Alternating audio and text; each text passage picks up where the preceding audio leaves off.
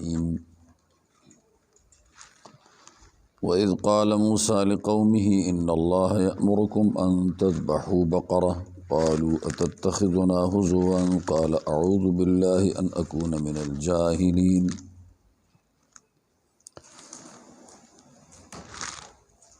کل کے قصے میں آپ نے ایک بات پڑھی، آخر میں آیا تھا کہ ہم نے اس قصے کو عبرت بنا دیا ان لوگوں کے لیے جو اس زمانے میں تھے، حاضر زمانے کے لیے اور پیچھے آنے والوں کے لیے بھی۔ یہ تو ان کے لیے نکال بن گیا جو اللہ کے نافرمان ہیں، نافرمان کے لیے عبرتناک سزا ہو گئی، تعزیانہ ہو گیا۔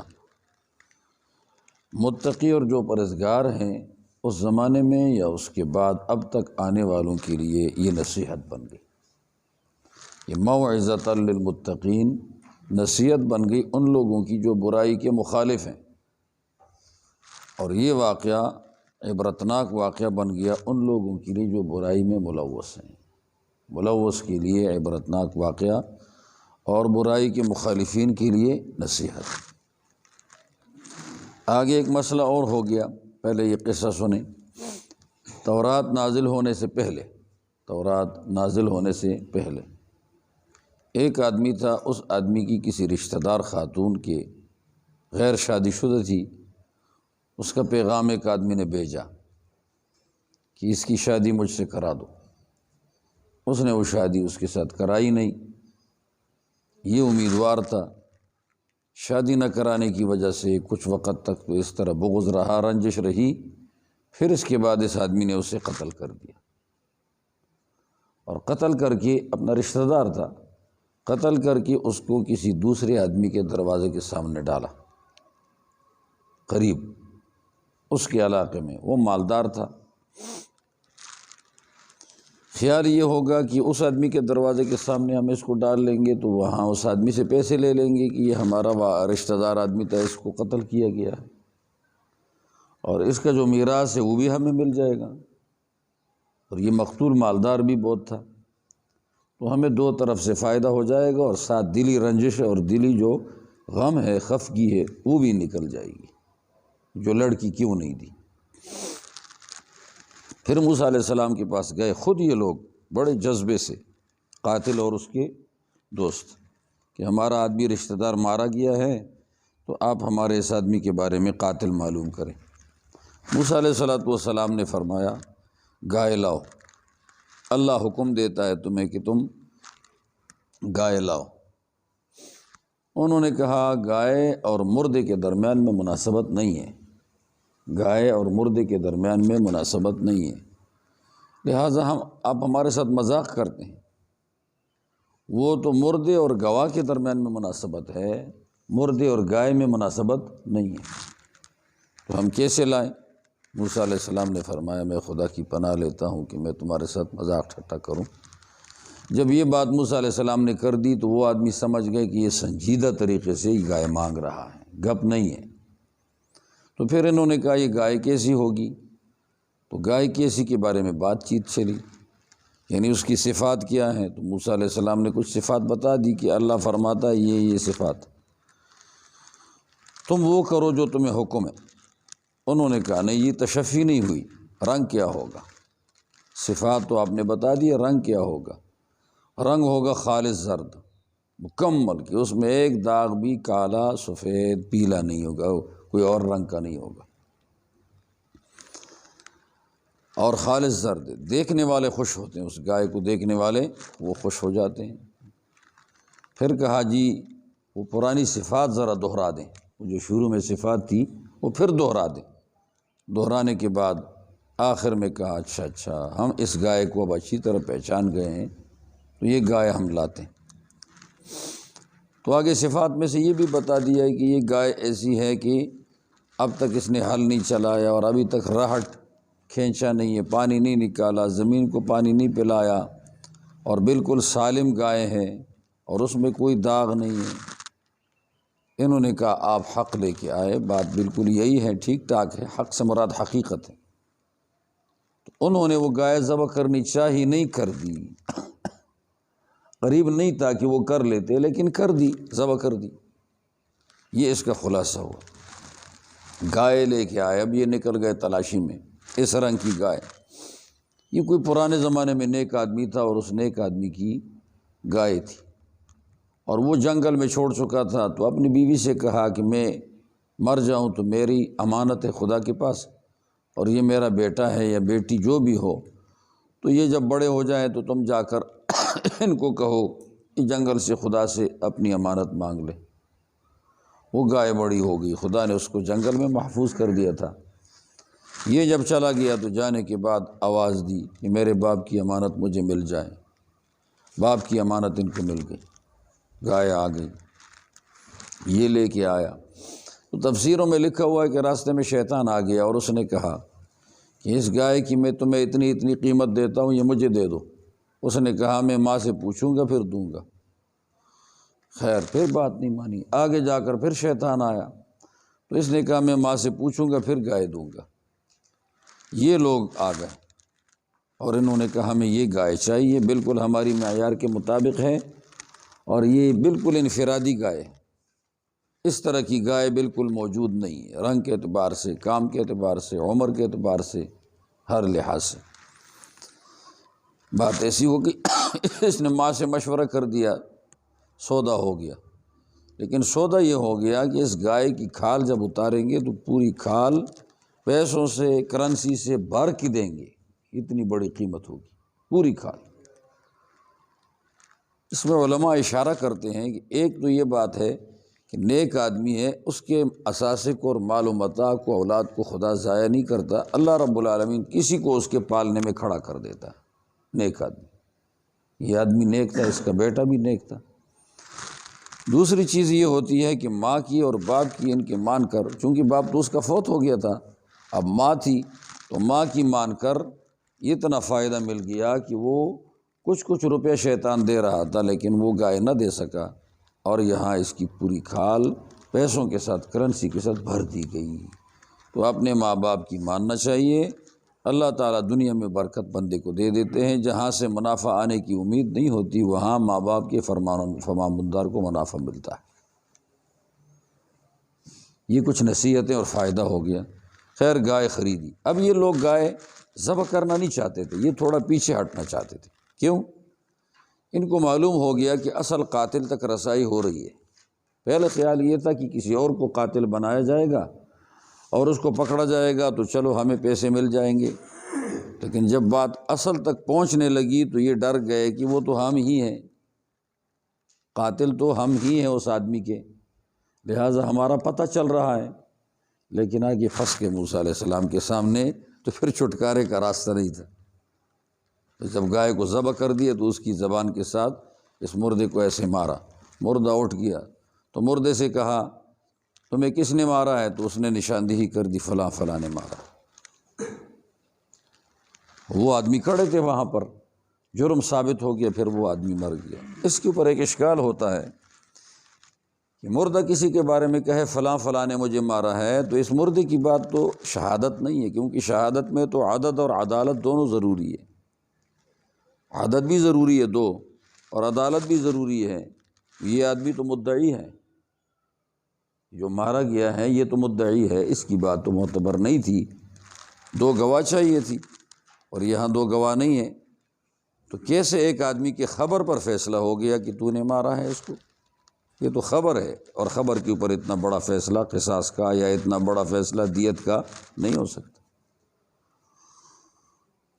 کتابوں میں لکھا ہے کہ دراصل یہاں ساتھ وحی مل گئی تھی۔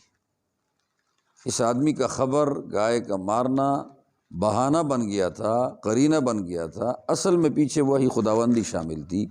اللہ تعالیٰ نے اس وحی کو گائے کے ساتھ منسلک کر دیا تھا، اس وحی کو کہ اس آدمی کی قاتل کی رسائی کے لیے کیا ترتیب ہونی چاہیے، ہے تو وحی، لیکن اس کے لیے بہانہ یا اس کے لیے مقدمہ اور اس کے لیے اسباب اور وسائل یہ اختیار کرنی چاہیے۔ صحیح ہے یہ بات ہے۔ حدیث میں آتا ہے کہ اگر یہ کوئی سی گائے لاتے اور ذبح کر لیتے تو وہ گائے کافی ہو جاتی، بیکار سی گائے سستی سی لے آتے، مریض قسم کی، اس کے ساتھ یہ قاتل معلوم ہو جاتا، لیکن بنی اسرائیل نے پوچھ پوچھ کر اپنے اوپر بات مشکل کر دی، تو اللہ تعالیٰ نے بھی ان کے اوپر کیا کر دی؟ مشکل۔ اسی لیے اللہ تعالیٰ کے احکامات میں چھمی گوئیاں چوں چرا کرنے سے حکم سخت ہو جاتا ہے۔ حکم کیا ہو جاتا ہے؟ سخت۔ یہ نہیں کرنا چاہیے۔ یہ پانو ڈیری میں کسی زمانے میں یہ مولی آفتاب اور باقی ہم بھی تھے، اور ساتھ قاضی شاہ وغیرہ اور ہمارے کچھ رشتہ دار تھے۔ یہ 6-7 کنال زمین نیچے خریدی گئی ادھر ہمارے پیچھے ادھر۔ میں نے پھر بیچ دی، بائی کی تھی وہ بھی بیچ دی، ان کو ضرورت تھی تو مجھے بھی ضرورت تھی، بیچ گئی۔ اس میں ہمارے دوسرے جو تھے ایک 15 مرلی ان کی تھی، کنال ہماری تھی تو آدھا کنال میری اور آدھی کنال یہ بھائی کی تھی۔ اچھا، ہمارے ساتھ اس کی تھی، اس کو 15 مرلی دے دی تو مجھے اس دینے والے آدمی یہ شیر محمد تھا، اس نے کہا شیخ صاحب اس کے اندر ساری زمین پوری ہے، لیکن یہ جو 15 مرلے والا آدمی ہے اس کے ساتھ 1 مرلہ سے کچھ زیادہ یہ زمین فالتو تھی تو ہم نے اس کے ساتھ ہی کر دی۔ صحیح ہے، فالتو تھی ہم نے اس کے ساتھ کر دیے، تو اس کو گویا 16 مرلے مل گئی یا اس سے کچھ زیادہ۔ وہ جو 15 مرلے والا تھا تو اس آدمی نے کہا مجھے تو اس پہ شک ہے، کیونکہ ناپ تول کے وقت وہ نہیں تھا، یہ ہمیں کم ملی۔ چلو جی، ایک اور پٹواری تھا، وہ پٹواری کو لے آئے، پٹواری نے ناپنا شروع کر دیا تو واقعی وہ مرلے سے زیادہ جگہ فالتو نکلی، لیکن دوبارہ ناپنے میں شیر محمد نے کہا کہ اب یہ زمین اس کو نہیں ملے گی، پہلے مل گئی تھی ہم نے دے دی تھی، اب وہ زمین اس کو نہیں ملے گی، اب یہ اصل مالک کی طرف جائے گی۔ تو میں یہ کہتا ہوں کہ چوں چرا کرنے سے 1 مرلہ اور بھی گیا، چوں چرا کرنے سے 1 مرلہ 1.25 مرلہ اور بھی گیا، یہ نقصان دہ ہوتا ہے۔ وَإِذْ قَالَ موسیٰ، اور یاد کر اس وقت کو جب کہا موسیٰ علیہ السلام نے لِقَوْمِهِ، اپنی قوم سے، بنی اسرائیل سے، جب وہ آئے تھے اور وہ کیس لے کے آئے تھے کہ ہمارا آدمی مارا گیا ہے، ان اللہ یامرکم، بے شک اللہ تعالیٰ حکم کرتا ہے تمہیں، ان تذبحوا، کہ تم ذبح کرو، بقرۃ، گائے، بقرۃ، گائے۔ قالوا، تو انہوں نے جوابی طور پہ کہا، اتتخذنا، کیا آپ ہمیں پکڑتے ہو، ہزواً، ہزواً بمانے محزوین کے ہیں، مسخرہ، ہزواً مسخرہ، ٹھٹا، محزوین کے معنی میں، کیونکہ نا یہ ضمیر جمع ہے تو پھر آگے ہزواً بھی کیا ہوگا؟ جمع ہوگا، کہ آپ ہمیں پکڑتے ہو، ہزواً محزوین، مسخرہ۔ موسیٰ علیہ السلام نے کہا پیغمبر وہ کوئی بھی عبث مسخرے والی بات نہیں کرتا، پیغمبر انتہائی شریف ہوتا ہے، شریف آدمی کسی مصیبت زدہ آدمی کے ساتھ کبھی بھی مسخرہ نہیں کرتا، تو مصیبت زدہ ہو۔ قال، موسیٰ علیہ السلام نے کہا، اعوذ باللہ، میں خدا کی پناہ لیتا ہوں اس بات سے، ان اکون من الجاہلین، کہ ہو جاؤں میں جاہلوں میں سے۔ یہ ان اکون میں دیکھو، ما، ان، انا، یہ کتنے حرف ہیں؟ 3، ما، ان، انا، یہ جب کلام میں آ جاتے ہیں تو ان سے پہلے حرف جر مقدر ہوتا ہے، کبھی لام کبھی با۔ یہاں کون سا آ گیا؟ ان اکونا، ان ہے نا، اس سے پہلے با ہے۔ اعوذ باللہ بے ان اکونا، یا لے ان اکونا، لام، لے ان اکونا من الجاہلین، کہ میں ہو جاؤں جاہلوں میں سے۔ دیکھو جہالت کی 3 قسمیں ہیں۔ مولانا ادریس کاندھلوی رحمۃ اللہ علیہ نے مقامات کے حاشیے میں کہا ہے، ایک جہالت یہ ہے نہ سمجھنا، سمجھتا ہی نہیں ہے۔ دوسری جہالت ہے غلط سمجھنا، ٹھیک نہیں سمجھ رہا، غلط سمجھتا ہے۔ تیسری جہالت یہ ہے کہ ٹھیک سمجھتا ہے لیکن اس پر عمل نہیں کرتا، سمجھتا ٹھیک ہے لیکن اس کے اوپر عمل نہیں کرتا، یہ جہالت کی تیسری قسم۔ اب قرآن مجید میں بہت سارے جہالت کے معنی، جب قسمیں زیادہ ہو جائیں گی تو آپ کو فٹنگ آسان ہو جائے گی۔ یہاں جہالت سے پہلی بات مراد نہیں ہے نہ سمجھنا، دوسری بھی مراد نہیں ہے غلط سمجھنا، تیسری مراد ہے کون سی؟ کہ سمجھ کر عمل نہ کروں، کہ میں ایک بات سمجھوں اور اس پر عمل نہ کروں، اس طرح کی جہالت سے میں خدا کی پناہ لیتا ہوں۔ نبی کے پاس پہلے قسم کی نادانی نہیں ہوتی، دوسری قسم کی نادانی نہیں ہوتی، تیسری قسم کی نادانی سے پناہ مانگی ہے۔ ٹھیک ہے، پھر آگے جہل کی 2 قسمیں اور بھی ہیں، ایک جہل بسیط ہے۔ بسیط کون سی جہالت ہے؟ کہ نہ جانے اگر کوئی سکھا دے تو مانے، نہ جانے لیکن اگر کوئی سکھا دے تو مانے، یہ جہل بسیط۔ دوسرا، نہ جانے اگر کوئی سکھا دے تو مانتا بھی نہیں ہے، یہ جہل مرکب ہے۔ یہ جہل کون سا ہے؟ مرکب۔ موسیٰ علیہ السلام نے پہلی تقسیم میں تیسری قسم کی جہالت سے پناہ مانگی تھی۔ تو انہوں نے جب کہا کہ موسیٰ سنجیدہ ہے، کہا ادع لنا ربک، آپ دعا مانگ ہمارے لیے۔ ہمارے لیے کیا مطلب ہے؟ کہ ہم بڑی مشکل میں پھنسے ہیں تو ہمارا لحاظ ہو جائے، رعایت ہماری ہو جائے، کیس جلد حل ہو جائے۔ لنا ربک، اپنے رب سے، یبین لنا، کہ وہ بیان کر دے ہمیں، ماہیہ۔ ماہیہ کا کیا معنی ہے؟ کہ یہ گائے صفات کے اعتبار سے کیا ہے؟ ماہیہ، صفات کے اعتبار سے۔ ویسے آپ لوگوں نے پڑھا ہے منطق میں کہ ماں کس کے لیے آیا کرتا ہے؟ سوال عن الجنس۔ ماں کس کے لیے؟ سوال عن الجنس کے لیے۔ یہاں جنس تو معلوم ہے، گائے، جو پہلے ذکر ہو چکا، ان تذبحوا بقرۃ، بقرہ تو پتہ چل گیا، جنس تو معلوم ہے، پھر جنس سے دوبارہ پوچھنے کی کیا ضرورت ہے؟ ماہیہ ذہن میں آ گئی۔ اس کا جواب پھر یہ دیتے ہیں کہ صفات کا نہ معلوم ہونا گویا ایسا ہے کہ ہمیں جنس بھی معلوم نہیں۔ صفات کا نہ معلوم ہونا گویا ایسا ہے کہ ہمیں گویا جنس بھی معلوم نہیں۔ یہ سمجھ میں آتی ہے بات؟ قال، تو کہا موسیٰ علیہ السلام نے، انہ یقول، ہو ضمیر راجع اللہ کی طرف، بے شک اللہ کہتا ہے، انہا بقرۃ، قصہ یہ ہے کہ ایک گائے ہے، بے شک یہ گائے ہے، انہا بقرۃ۔ اب یہ بیل تھا یا گائے تھی؟ تو مفسرین کا ایک طبقہ کہتا ہے کہ یہ بیل ہے۔ امام ابو منصور ماتریدی فرماتے ہیں یہ بیل تھا، اور کچھ حضرات مفسرین کہتے ہیں کہ یہ تھی گائے، بیل نہیں تھا، گائے تھی۔ جنہوں نے کہا ہے کہ یہ بیل تھا تو وہ آگے ایک صفت ذکر کی گئی ہے، وہاں سے اندازہ لگاتے ہیں کہ اس بیل نے اس سے پہلے نہ تو ہل چلایا ہے اور نہ اس سے پہلے اس نے رہٹ چلایا ہے۔ گائے پر کوئی ہل نہیں چلاتا، گائے پر کوئی رہٹ بھی نہیں چلاتا۔ رہٹ کس پر چلاتا ہے؟ بیل پر۔ تو اس سے پتہ چلا یہ بیل تھا، وہ صفتیں بیل کی آگے، امام ابو منصور ماتریدی فرماتے۔ جمہور نے کہا کہ یہ بقرۃ میں تا آئی ہے، گائے، تا۔ امام ابو منصور ماتریدی فرماتے ہیں کہ یہ بقرۃ میں جو تا ہے یہ تانیث کے لیے نہیں ہے، بلکہ یہ تا وحدت ہے۔ یہ تا کون سی ہے؟ وحدت۔ اور جمہور نے اس کو کیا مانا ہے؟ تا تانیث۔ تو بہرحال گائے ہے یا بیل ہے، جو بھی ہے، لیکن تھی اس طرح کی۔ لا فارزن، یہ گائے ایسی ہے، لا فارزن، نہ تو بوڑھی ہے، لا فارزن، نہ تو بوڑھی ہے، ولا بکرن، نہ نئی نویلی ہے، بالکل تازہ کچی بھی نہیں، بڈھی گائے بھی نہیں۔ عوان، پٹھا ہے، پٹھا کا مطلب بالکل جوان،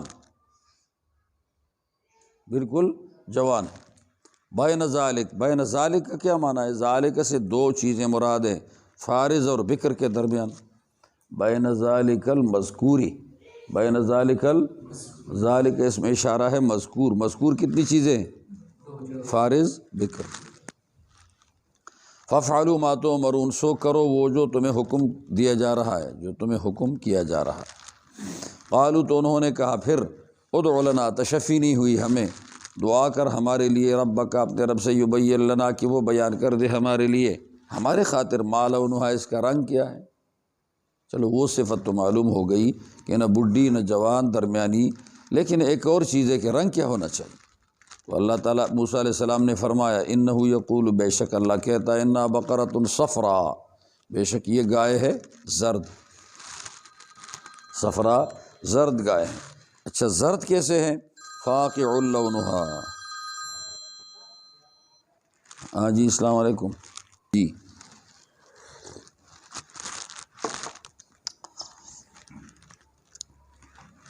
فاقع لونھا، یہ فاقع کا لفظ صفرا کے بعد ذکر کر دیا۔ صفرا زرد ہے، فاقعہ پشتو میں اس کا ترجمہ ہوتا ہے لک زیڑ دے، لک۔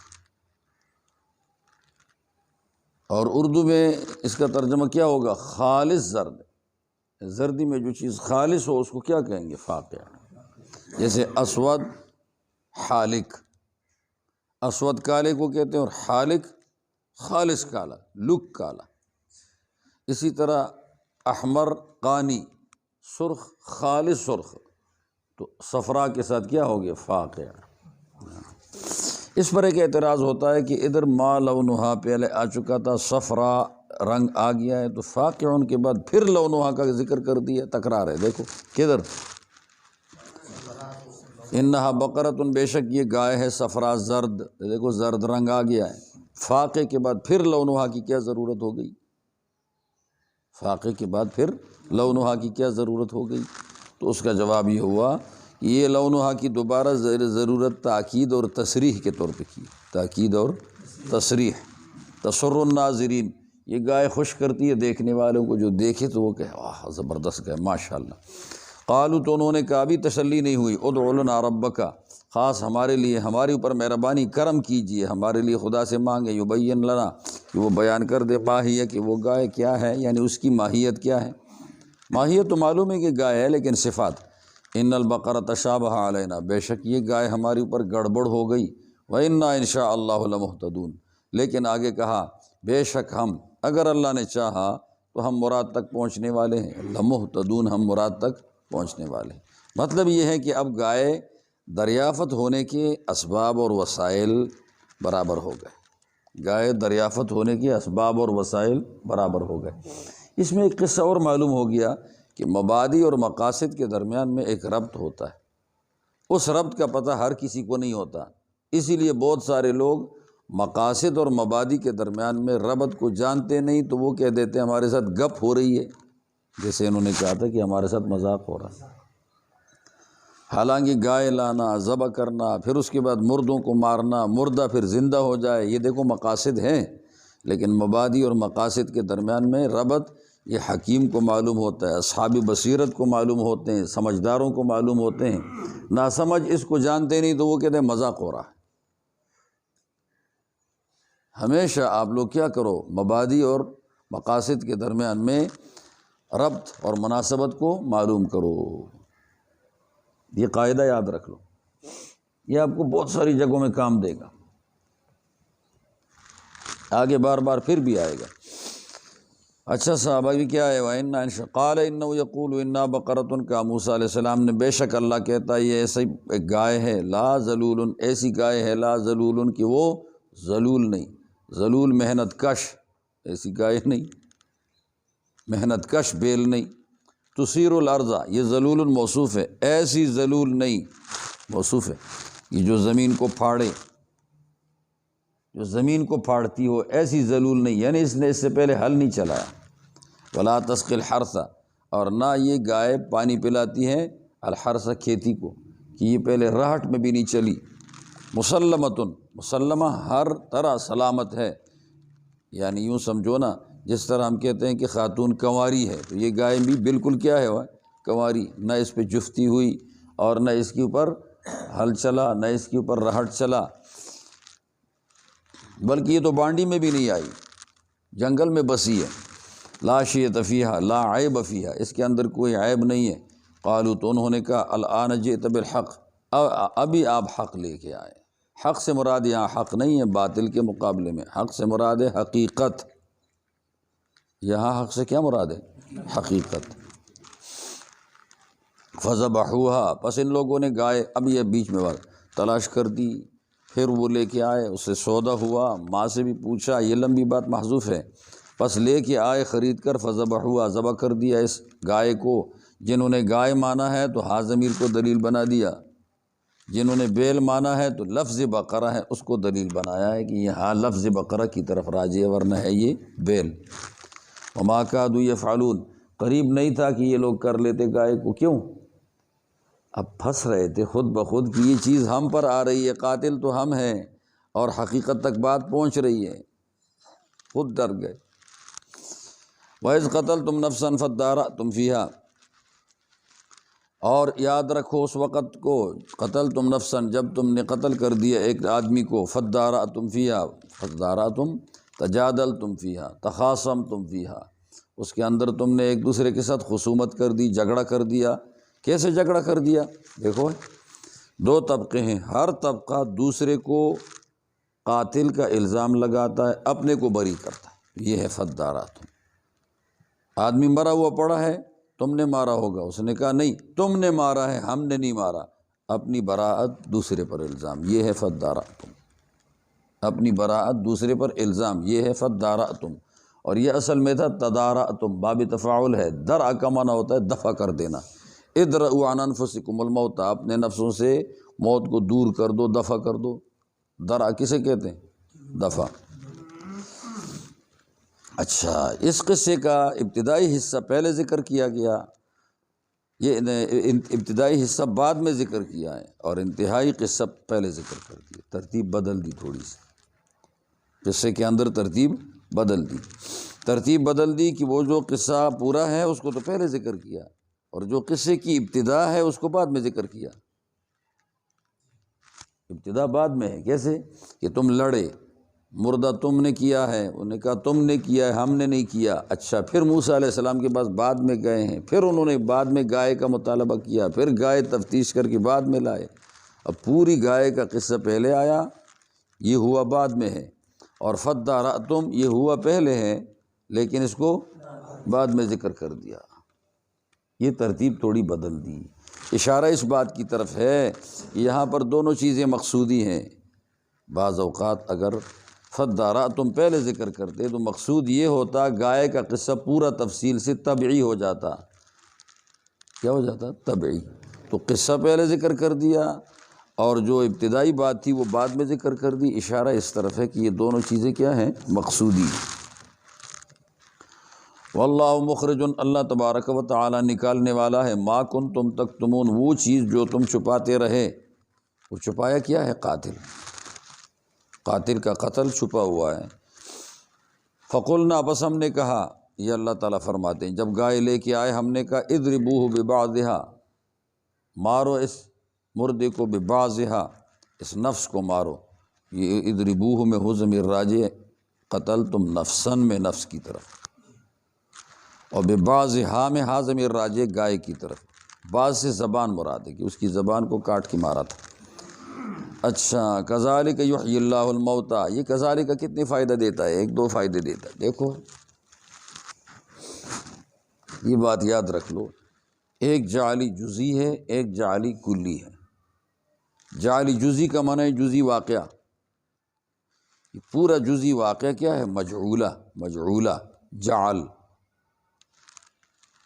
اور جعلی کلی ایک کلی مخلوق، ایک کلی مفہوم، ایک عام مشتمل معنی۔ وہ عام مشتمل معنی کیا ہوتا ہے؟ جعلی کلی، اور یہ خصوصی واقعہ کیا ہوتا ہے؟ جعلی جزئی۔ تو اللہ تعالیٰ یہاں پر کیا کرنا چاہتے ہیں؟ جعلی جزئی کو جعلی کلی میں درج کرنا چاہتے ہیں، جعلی جزئی کو جعلی کلی میں درج کرنا چاہتے ہیں۔ کیا مطلب؟ کہ اللہ تعالیٰ نے ساری مخلوق کو دوبارہ زندہ کرنا ہے، یہ کون سی ہو گئی؟ وہ ہے جعلی کلی، تمام انسان دوبارہ زندہ ہوں گے، جنات بھی زندہ ہوں گے دوبارہ، حیوانات بھی زندہ ہوں گے، اور پھر اس کے بعد قیامت کے دن عدل بدل ہو کر پھر اس کے بعد مٹی بن جائیں گے۔ دیکھو یہ کون سا جعل ہو گیا؟ کلی۔ اور یہ آدمی جو زندہ ہو چکا ہے یہ کون سا جعل ہو گیا؟ جزئی۔ ایک فرد ہے، یہ جعلی جزئی ہے، یہ جعلی جزئی جعلی کلی میں داخل ہے، مندرج ہے۔ اب اس مندرج ہونے کا فائدہ یہ ہوا کہ جو اللہ اس جزئی کو کر سکتا ہے وہ کلی کو بھی کر سکتا ہے، جو اس جزئی کو کر سکتا ہے تو وہ کلی کو بھی کر سکتا ہے۔ کیوں؟ معنی کوئی نہیں ہے، قدرت کے سامنے رکاوٹ کوئی نہیں، یہ بات۔ کذالک، جیسے اللہ نے زندہ کر دیا اس آدمی کو، اسی طرح اللہ زندہ کرے گا، یحیی اللہ الموتیٰ، سارے مردوں کو زندہ کر دے گا۔ اس کلی میں اس جزئی کو شامل کر دیا ہے، جب یہ جزئی ہو سکا تو کلی بھی ہو سکتا ہے۔ کیوں؟ لا مانع۔ وَيُرِيكُمْ آیاتہ، اور اللہ تعالیٰ تمہیں دکھلاتا ہے آیتیں اپنی، لعلکم تعقلون۔ اچھا، جب اللہ کی آیتوں کو تم دیکھ لو گے امید ہے کہ تمہارے عقل میں بات آ جائے گی، تمہارے سمجھ میں بات آ جائے گی، امید ہے۔ اس سے اندازہ ہوا یُرِيكُمْ آیاتہ کا زور لگانا چاہیے تاکہ لعلکم تعقلون ہو جائے۔ خدا کی آیتوں سے نتیجہ نکالو، سمجھو تو تعقلون ہو جائے گا۔ ثم قست قلوبکم، اچھا جب ایسا واقعہ لوگوں نے دیکھ لیا تو اور لوگوں کے حواس جاگ گئے، حواس بیدار ہو گئے، یہ دیکھو اللہ نے اس آدمی کو زندہ کر دیا، وہ بول بھی چکا، تو بعث بعد الموت بھی حق ہے اور ہم بھی مرنے کے بعد زندہ ہوں گے، یہ بات تو اس وقت سب نے مان لی چونکہ ایک بڑا واقعہ دیکھا ہے۔ اللہ تعالیٰ فرماتے ہیں اس کے بعد ہمیشہ تمہیں اسی کا اقرار کرنا چاہیے اور ہمیشہ اسی اقرار پہ لگنا چاہیے، لیکن تمہارے دل پھر بعد میں سخت ہو گئے، ثم قست قلوبکم، سخت ہو گئے دل تمہارے، من بعد ذالک، بعد اس واقعے کے، فہی کالحجارہ، یہ ضمیر راجع قلوب کی طرف، وہ دل پتھر کی طرح ہیں، او اشد قسوہ، یا زیادہ سخت ہیں، یا زیادہ سخت ہیں، اشد قسوہ، سخت، یہ قسوہ بھی سختی کو کہتے ہیں اور اشد بھی سختی کو کہتے ہیں۔ تو اس کا کیا معنی ہے؟ شدت دو جگہ جمع ہو گئی ہے، ایک قسوت والی اور ایک شدت والی، اس کا مطلب یہ بہت سخت ہے، بہت سخت ہے، تمہارے دل بہت سخت ہو گئے، پتھروں سے بھی سخت ہو گئے۔ وَإِنَّ مِنَ الْحِجَارَةِ، اب پتھروں سے سخت اس لیے ہو گئے کہ پتھر تو کبھی کبھی ایسے فوائد دیتا ہے جو نیچے آ رہا ہے، بے شک بعض پتھر من تبعیضی ہے، لما، البتہ وہ ہیں، یتفجر، پھوٹ پڑتی ہیں، منہ الانہار، اس سے نہریں، نہریں پھوٹ پڑتی ہیں، کہاں سے؟ حضور علیہ السلام نے تو مکہ میں یہ دیکھا نہیں، اگر حضور علیہ السلام قرآن خود بنا چکے ہوتے تو مکہ میں اس طرح ہونا چاہیے، کہیں نہیں، جس سے نہریں نکلیں، البتہ دنیا میں ہیں۔ اب وہ آپ نیٹ کی مدد سے معلوم کر سکتے ہیں کہ پتھروں سے پانی نکلتا ہے۔ میرے پاس کسی نے بھیجا تھا نقشہ، اس میں ایک ڈیری ہے، اس ڈیری کے اندر سبز گھاس بالکل نہیں ہے، سبز گھاس، سب پتھریلی ڈیری ہے مکمل، اور اس میں ادھر سے بھی پانی نکل رہا ہے، ادھر سے بھی پانی نکل رہا ہے، ادھر لوگ تماشا کرتے ہیں، جنگلے لگے ہیں، تماشا کرنے کے لیے جاتے ہیں، پانی اتنا نکلتا ہے وہاں سے کہ جس سے بیک وقت جدا جدا 4 5 یا 6 چکیاں چل سکتی ہیں، اور خالص سفید پانی نکل رہا ہے جس میں معمولی گدلا پن بھی بالکل نہیں ہے، اور پانی کا رنگ ایسا ہے چونکہ ایک دوسرے کے اوپر ملتا ہے نا تو اس سے ایک جاگ دودھ جیسا نکل رہا ہے، جیسے دودھ کا جاگ نہیں ہوتا اس طرح جاگ۔ تو اب اندازہ لگا لو کہ یہ انہار نکل رہے ہیں، تو یہ دیکھو دنیا میں آج کل یہ موجود ہے، اور نیٹ سے ثابت ہو گیا، لوگوں نے جا کر سیاحت کر دی، اور نبی اس وقت بولا ہے جب نبی کے پاس انہار وہاں پتھر سے نکلے دیکھے بھی نہیں تھے۔ صحیح، تو یہ بناوٹی چیز نہیں ہے، بناوٹی تو خطا ہو جاتی ہے، اور یہ خطا نہیں، فٹ ہے، یہ خطا نہیں ہے، فٹ۔ وَإِنَّ مِنْهَا، اور بے شک بعض پتھر، من تبعیضیہ، یہاں بھی، لما، البتہ وہ ہیں، یشقق، یتشقق، پھٹ جاتے ہیں وہ پتھر، فیخرج منہ الماء، پس اس میں سے پانی نکل جاتا ہے، یہ تھوڑا سا کم ہے، کہ پہلے سے تو نہریں نکلی تھی اور اسے نہریں نہیں نکلی لیکن پانی بہہ رہا ہے، یہ ہم یہاں دیکھ سکتے ہیں اپنے علاقوں میں، انہار ہمارے ہاں نہیں ہے لیکن ماں ہے ہماری نظروں میں جہاں تک آیا۔ وَإِنَّ مِنْهَا، اور بے شک بعض پتھر ایسے ہیں، لَمَا يَهْبِطُ مِنْ خَشْيَةِ اللَّهِ، کہ جو گر جاتے ہیں خدا تعالیٰ کے خوف سے۔ یہ دیکھو پہلی بات ہے تو واضح ہے کیونکہ یہ مشاہدہ سے تعلق رکھتی ہے نا، کہ نہریں نکل رہی، پانی بہہ رہا ہے پتھر سے، لیکن تیسری بات یہ اتنی زیادہ واضح نہیں ہے، یہ تھوڑی سی تفصیل طلب ہے۔ اب اس کو آپ منطق کی طرف لے جائیں، کیا مطلب؟ ہر گرا ہوا پتھر ضروری نہیں کہ خدا کے خوف سے ہو، بکری چر رہی ہے، اس نے ادھر پیر مارا، پتھر گر گیا، یہ خدا کے خوف سے یا بکری نے گرا ہے؟ خدا کے خوف سے تو نہیں، بکری نے گرا دیا ہے۔ اچھا، اسی طرح بعض پتھر ایسے ہو گئے، زلزلہ ہو گیا وہ گر رہے ہیں، اسی طرح بعض پتھر ایسے ہوں گے کہ وہاں پر وہ کیا ہو گیا، بارود والا کام کر رہا ہے۔ تو ہر گرا ہوا، لڑکا ہوا پتھر ضروری نہیں کہ خوف خدا سے ہو، لیکن بعض لڑکے ہوئے پتھر خالص خوف خدا سے ہوتے ہیں۔ وہ کیا کہ کسی قسم کا باعث نہ ملے اور پتھر گر رہا ہے، گرانے والا کوئی نہ ملے اور پتھر گر رہا ہے، بس یہ من خشیت اللہ ہے۔ ٹھیک ہے، اچھا اس میں ایک بات ہے بھائی کہ کوئی چیز خدا کے خوف سے گر رہی ہے تو اس میں ضروری نہیں کہ عقل ہو، عقل تو صرف انسان اور فرشتے میں اور جنات میں ہے، باقی چیزوں میں حس ہے، اور حس اللہ نے ہر چیز میں رکھا ہوا ہے، شعور اور حس اللہ نے پتھروں میں رکھا ہے، مٹی میں رکھا ہے، درختوں میں بھی رکھا ہوا ہے۔ یہ حس ہی تو ہے درخت میں کہ درخت اپنا رفتار، اپنا روش کسی رکاوٹ کی وجہ سے روکتا نہیں ہے۔ کیا خیال ہے وہ؟ یہ حس ہے۔ مثلاً بعض درخت ہیں تو وہ سیدھے اوپر کو جاتے ہیں نا، اچھا اب درمیان میں پتھر آ گیا تو یہ درخت ایسا ہو جائے گا مڑ کی اس پتھر کی وجہ سے، لیکن آگے پھر سیدھا ہوگا، ایسا نہیں کہ پھر مڑا ہوا سیدھا جائے، نہیں پھر آگے سیدھا ہو جائے گا۔ اسی طرح مکئی کو دیکھو تو ہر چیز اپنی فطری ترتیب پر جا رہی ہے، یہ اس کا حص ہے، رکاوٹ سے کسی وقت تک متاثر ہوتی ہے، آگے پھر حص پہ جا رہی ہے۔ اچھا وَإِنَّ مِنْهَا وَمَا اللَّهُ بِغَافِلٍ، یہ ما نافیہ ہے اور اس کی خبر پہ ہم نے آپ کو پہلے بتایا تھا وَمَا هُمْ بِمُؤْمِنِينَ، کیا بتایا تھا؟ تاکید، یہ بالکل مومن نہیں، تو یہاں ہوگا وَمَا اللَّهُ بِغَافِلٍ، اللہ بالکل غافل نہیں، عَمَّا تَعْمَلُونَ، ان کاموں سے جو تم کرتے ہو، تمہارے کاموں سے اللہ غافل۔ اچھا تم کہتے ہو ہمیں پکڑتا نہیں ہے، تو دنیا دار التکلیف ہے، دار الجزا نہیں ہے، یہاں کسی کی نمونے کے طور پہ پکڑ ہوتی ہے، باقی اصل پکڑ تو مرنے کے بعد۔ افتطمعون ان یؤمنوا لکم، یہ یاد رکھ لو، حمزہ اور فا جب آ جاتے ہیں، حمزہ اور ثم، حمزہ اور فا، حمزہ اور ثم، حمزہ اور واو، اولا یعلمون، افتطمعون، اثم اذا ما وقع، تو یہاں حرف پہ داخل ہو چکا ہے، سب جگہوں میں حرف استفہام فا عاطفہ پہ داخل ہو گئی، حرف استفہام فا عاطفہ پہ داخل ہو گئی۔ اب فا سے پہلے اور حمزے کے بعد ہمیشہ کوئی فعل محذوف ہوگا، چاہے تم حدیث پڑھو، چاہے تم تفسیر پڑھو، چاہے تم کوئی بھی کتاب ہو، اس کے اندر جب اس طرح کی بات ہوگی ان تین جگہوں میں افا، اسما اور اوا، وہاں کوئی فعل ضرور حذف ہوگا، سیاق سباق کو دیکھ کر آپ معلوم کرو گے۔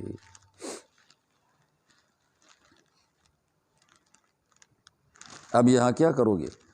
اتعلمون قسوتهم فتطمعون ان یؤمنوا لکم، اتعلمون قسوتهم، اے لوگو تمہیں تو معلوم ہے یہودیوں کی قسوت قلبی، اشد قسوت قلبی، فتطمعون تم طمع کرتے ہو ان یؤمنوا لکم، یؤمنوا بمعنی یقروا، یؤمنوا بمعنی یقروا کے لام کی وجہ سے کہ وہ تمہارے مذہب کا اقرار کریں گے۔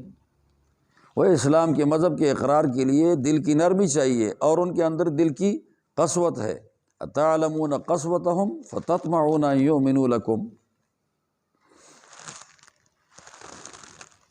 اتعلمون قسوتهم فتطمعون ان یؤمنوا لکم، کیا تم ان کی دلوں کی سختی کو جانتے بھی ہو اور طمع کرتے ہو کہ یہ تمہارے مذہب کا اقرار کریں گے، حالانکہ وقد کان فریق منہم، یہ واو حالی ہے، اس حال میں کہ ایک جماعت ان میں سے تھی، یسمعون کلام اللہ، وہ سنتے تھے بات اللہ کی، ثم یحرفونہ، پھر اس کے بعد وہ اسے تبدیل کر دیتے تھے، سر سید کے نظریے والے تھے، کون سے ہو؟ سر سید والے تھے، تبدیل کرتے تھے۔ یہ کون سی جماعت تھی؟ اس میں دو باتیں ہو سکتی ہیں، ایک تو یہ یسمعون کلام اللہ، اللہ تعالیٰ کا کلام سنتے تھے بواسطہ کتاب کے، تورات کے واسطے سے خدا کی باتیں سنی ہیں، پیغمبر نے بولی، تورات کتاب موجود ہے، اسی کو پڑھا، وہی باتیں سنی بھی، پھر پیغمبر کے چلے جانے کے بعد انہوں نے اس میں ترمیم تبدیلیاں کر دی، جیسے کل گزر گیا تھا یہ تبدیلی، تو گویا اللہ کی بات سنی ہے پیغمبر کے زبان سے اور پھر اس کو پیغمبر نے فٹ کر دیا، انہوں نے پیغمبر کے جانے کے بعد کیا کر دیا؟ تبدیلی۔ ایک یہ معنی بھی ہے، دوسرا معنی اور ہے، وہ 70 آدمی گئے تھے اور موسیٰ علیہ السلام کے ساتھ گئے تھے کہ اللہ کی بات ہم سنتے ہیں، تو اللہ تبارک و تعالیٰ کی باتوں کو سننے کے لیے گئے اور پوری بات اللہ کی سنی بھی، بدلی آگے اس میں بات سنی، اور انہوں نے پھر قوم کے پاس واپس آ کر کہا کہ اللہ تعالیٰ نے ساری باتیں کی، ہم نے سنی ہیں، لیکن آخر میں اللہ نے فرمایا کہ جو نہیں کر سکتے وہ چھوڑو، میں معاف کروں گا۔ یہ ہے یحرفونہ، یہ آخری پرزہ اپنے ساتھ ملا دیا ہے، اپنی طرف سے آخری پرزہ ملا دیا، من بعد ما عقلوہ، بعد اس کے کہ یہ اس کتاب کو پوری طرح سمجھ بھی گئے، وہم یعلمون، اور وہ جانتے تھے اس بات کو کہ یہ ہم نے بدلا ہوا ہے اور ہم غلط کر رہے ہیں۔ وَإِذَا لَقُوا الَّذِينَ، اب یہاں مسئلہ آ گیا ہے، دیکھو یہ منافقین کا طبقہ جو پیدا ہوتا ہے یہ مومنوں میں سے نہیں ہوتا، یعنی کوئی مومن آدمی منافق نہیں بنتا، یہ منافقین کا طبقہ ہر زمانے میں یہ کافروں کا کوئی حصہ ہوتا ہے، اور وہ مومنوں میں آ کر کام کرتا ہے اور اپنے آپ کو مومن ظاہر کرتا ہے۔ یہ مومنین کا قسم نہیں ہے، مومنین کی قسم نہیں، بلکہ کس کی قسم ہے؟ کافرین کی، یہ کافروں کی قسم ہے۔ ہر منافق ہمیشہ، دیکھو آپ سوچو، حضرت عثمان رضی اللہ تعالیٰ عنہ کے زمانے میں عبداللہ ابن سبا یہودی تھا، وہ یہودی شاطر اور چالاک قسم کا تھا، فراڈی، وہ آ کر کلمہ اسلام پڑھ چکا، لیکن یہ پڑھا اسلام کا کلمہ خدا واسطے نہیں تھا، بلکہ مسلمانوں میں فراڈ چلانے کے لیے کلمہ پڑھا کہ میں ان کا بنوں تو ان میں سارے فراڈ چلاؤں۔ وہ مسلمانوں میں شمار ہو گیا، تو حضرت عثمان رضی اللہ تعالیٰ عنہ اس سے بعض لوگوں کو، مسلمانوں کو گلے شکوے تھے، اور وہ گلے شکوے ہوتے ہیں کہ ان نے اپنے رشتہ داروں کو گورنر بنا دیا، بعض کو، یہ گلے شکوے تھے۔ جس کو گلا ہے تو یہ عبداللہ بن سبا یہودی ان کے پاس گیا، ایک کو کہا اچھا دیکھو یہ اچھی بات تو نہیں کر رہے، دوسرے کے پاس، تیسرے کے پاس، عراق میں گیا، مدینے میں گیا، شام میں گیا، مصر میں گیا، ہر جگہ گیا، اور وہ جا کر یونٹ بنا دیا۔ یونٹ بنانے کے بعد پھر اس کی باقاعدہ خبر لیتا تھا، جاتا تھا، کتنا کام کیا ہے، کچھ کرنا چاہیے۔ تو خلافت بھی کافی تھی، 12 سال خلافت ہے، 6 سالوں کے اندر اس نے یہ سارا ملبہ تیار کیا، اور باقاعدہ خبر لیتے لیتے لیتے آخر میں ایسا ہوا کہ اس خلیفہ کو ختم کرنے کے لیے کوئی بلوہ بنانا چاہیے، آنا چاہیے، یا تو یہ دستبردار ہو جائے گا یا ایسے ختم کرنا چاہیے۔ دیکھو اس تک بات پہنچ گئی۔ تو یہ مسلمانوں میں سے منافق بنا چکا ہے، یا یہ کافر تھا اور مسلمان بن کر آیا ہے، یہ عبداللہ بن سبا یہودی۔ اسی طرح مدینہ منورہ کے اندر جو منافقین کی جماعت ہے، تو یہ منافقین کی جماعت مومنوں میں سے نہیں بنی، بلکہ منافقین کی جماعت وہاں دراصل مدینہ کے پرانے باشندے تھے، اور وہ اسلام کے مخالف تھے۔ حضور پاک صلی اللہ علیہ وسلم کے جانے کے بعد حضور کی ترقی کو دیکھ کر انہوں نے کہا کہ ابھی تو ہماری چلتی نہیں ہے، لہٰذا ہمیں اس کلمے کو پڑھنا چاہیے، خدا واسطے نہیں، ہماری چلتی نہیں، اس نبی کی ویلیو میں اضافہ ہو رہا ہے، حیثیت میں، تو ہماری نہیں چل رہی، لہٰذا اب ان کی مان لینا چاہیے، خدا واسطے نہیں۔ یہ عبداللہ ابن ابی بن سلول کی یہ تاریخ ہے۔ یہاں منافقوں کا ذکر آ گیا پھر دوبارہ، وَإِذَا لَقُوا الَّذِينَ آمَنُوا، اور جب یہ منافق لوگ مل جاتے ہیں ان لوگوں کے ساتھ جو ایمان لے آئے، قالوا تو کہہ دیتے ہیں آمنا، ہم بھی ایمان لے آئے، آمنا، ہم بھی ایمان لے آئے، حالانکہ ایمان لاتے نہیں ہیں، وما ہم بمؤمنین، پیچھے گزر چکا ہے۔ وَإِذَا خَلَا بَعْضُهُمْ إِلَىٰ بَعْضٍ، اور جب یہ بعض لوگ اپنے بعض سے تنہائی میں ملتے ہیں، خلا، تنہائی میں ملتے ہیں، قالوا تو یہ کہہ دیتے ہیں اتحدثونہم، کون کہہ دیتے ہیں؟ دیکھو ان میں ایک قسم کے تو وہ لوگ ہیں جو رنگروٹ قسم کے، دوسرے وہ ہیں جو پکے کافر یہودی ہیں، پکے یہودی۔ تو یہ جو رنگروٹ قسم کے ہیں کہ ہے تو یہود کے ساتھ، لیکن انہوں نے کلمہ پڑھا ہے اور مومنوں کے پاس آ کر مومنوں میں رہ رہے ہیں، یہ جب یہاں سے بات مومنوں کی سن کر چلے جاتے ہیں ان اصلی کافروں کے پاس، یہ رنگروٹ چلے جاتے ہیں کس کے پاس؟ اصلی یہودیوں کے پاس جاتے ہیں۔ تو پھر کچھ ایسا بھی ہوتا ہے نا کہ جب مومنوں میں تم رہو گے تو مومنوں کی بات لوگے، کچھ مومنوں کی حمایت کی بات بھی تو کرو گے نا، کہ تورات میں بھی لکھا ہے کہ یہ لوگ اچھے ہیں، یہ نبی حق ہے۔ یہ منافق کہیں گے ان مومنوں کو کہ تورات میں بھی یہ لکھا ہے کہ یہ پیغمبر حق ہے، یہ مومن حق ہے، یہ ٹھیک شریعت ہے، اتنی بات تو یہ بھی کہیں گے، کیونکہ ان سے لے رہے ہیں باتیں تو ان کو کچھ دیں گے بھی تو صحیح۔ تو بڑے پکے کافر ان رنگروٹوں کو کہتے ہیں اوے تم ایسی خفیہ باتیں جو ان کی حقانیت کی ہماری کتاب میں ہیں ان کو بتاتے ہو، کل کو قیامت کے دن یہ ہمارے خلاف حجت پیش کریں گے اور کہیں گے کہ تم کیسے اپنے کو ناسمجھ سمجھتے ہو، تمہارے لوگوں نے ہمیں بتایا تھا کہ یہ مسلمان حق پر ہے اور تورات میں لکھا ہوا ہے۔ تو کل کو ہم حجت کے اعتبار سے مغلوب ہو جائیں گے، قیامت کے دن ہم حجت کے اعتبار سے کیا ہو جائیں گے؟ مغلوب۔ یہ کون کہتے ہیں؟ وہ جو اصلی افسر کافر ہیں، یہ رنگروٹ کو کہتے ہیں، منافقین کو۔ وَإِذَا خَلَا، اور جب تنہا ہو جاتے ہیں، بعضهم یہ رنگروٹ، الی بعض، کس کے پاس؟ افسروں کے پاس، قالو، تو وہ افسر کہتے ہیں، کون کہتے ہیں؟ وہ قالو کا ضمیر افسر یہودی، اتحدثونہم، اے رنگروٹو تم بتاتے ہو، ہم مومنوں کو، ہم کا ضمیر کدھر راجی؟ مومن، بما ایسی چیزیں بتاتے ہو، فتح اللہ علیکم، جو خدا تعالیٰ نے تمہاری اوپر کھولی ہیں، کدھر کھولی ہیں؟ تورات میں۔ لیحاجوکم، یہ لام تعلیلیہ نہیں ہے بلکہ لام عاقبت ہے، ایک لام تعلیلیہ ہے، ایک لام کون سا ہوتا ہے؟ عاقبت۔ عاقبت یہ ہے جو انجام کو بتاتا ہے۔ اب میں ترجمہ کرتا ہوں، بما فتح اللہ علیکم، جو اللہ تعالیٰ نے کھولا ہے تمہارے اوپر، نتیجہ یہ ہوگا، یہ لام عاقبت کا ترجمہ کرو گے تو نتیجہ یہ ہوگا، نتیجہ یہ ہوگا کہ یحاجوکم بہ، یہ مومن تمہارے ساتھ مدلل بات کریں گے، عند ربکم، تمہارے رب کے ہاں، افلا تعقلون، اتخبرونہم فلا تعقلون، تم ان کو خبریں دیتے ہو، تمہارے عقل میں بات نہیں آتی، خود ہار جاؤ گے کل کو قیامت کے دن، لہٰذا مت بتاؤ تورات کی باتیں، سمجھ آئی؟ اتخبرونہم، میں نے کہہ دیا نا، اتخبرونہم بما فتح اللہ علیکم فلا تعقلون، تم ان کو وہ خبر دیتے ہو جو خدا نے کھولی ہے تمہارے اوپر، تمہاری سمجھ میں بات نہیں آتی، نہ بتایا کرو۔ اولا یعلمون، یہاں بھی اولا یعلمون آ گیا ہے، ایفعلون کذا و کذا، یہاں حمزہ کے بعد کون سا ہم نے نکالا؟ ایفعلون کذا و کذا، کیا یہ فلاں فلاں بات کرتے ہیں؟ لا یعلمون، جانتے نہیں، ان اللہ یعلم، کہ اللہ جانتا ہے، ما یسرون، جو وہ یہودی چھپاتے ہیں، کون سا؟ محمد صلی اللہ علیہ وسلم کی صفت وغیرہ، وما یعلنون، اور جو کھلا کھلا بیان کرتے ہیں، اللہ جب جانتا ہے تو پھر یہ یہودی نہ بھی بتائیں مومنوں کو، کل کو یہودی پھر ملامت ہوں گے، بتا دیں پھر بھی کل قیامت کے دن یہودی ملامت ہوں گے، خدا جو جان رہا ہے۔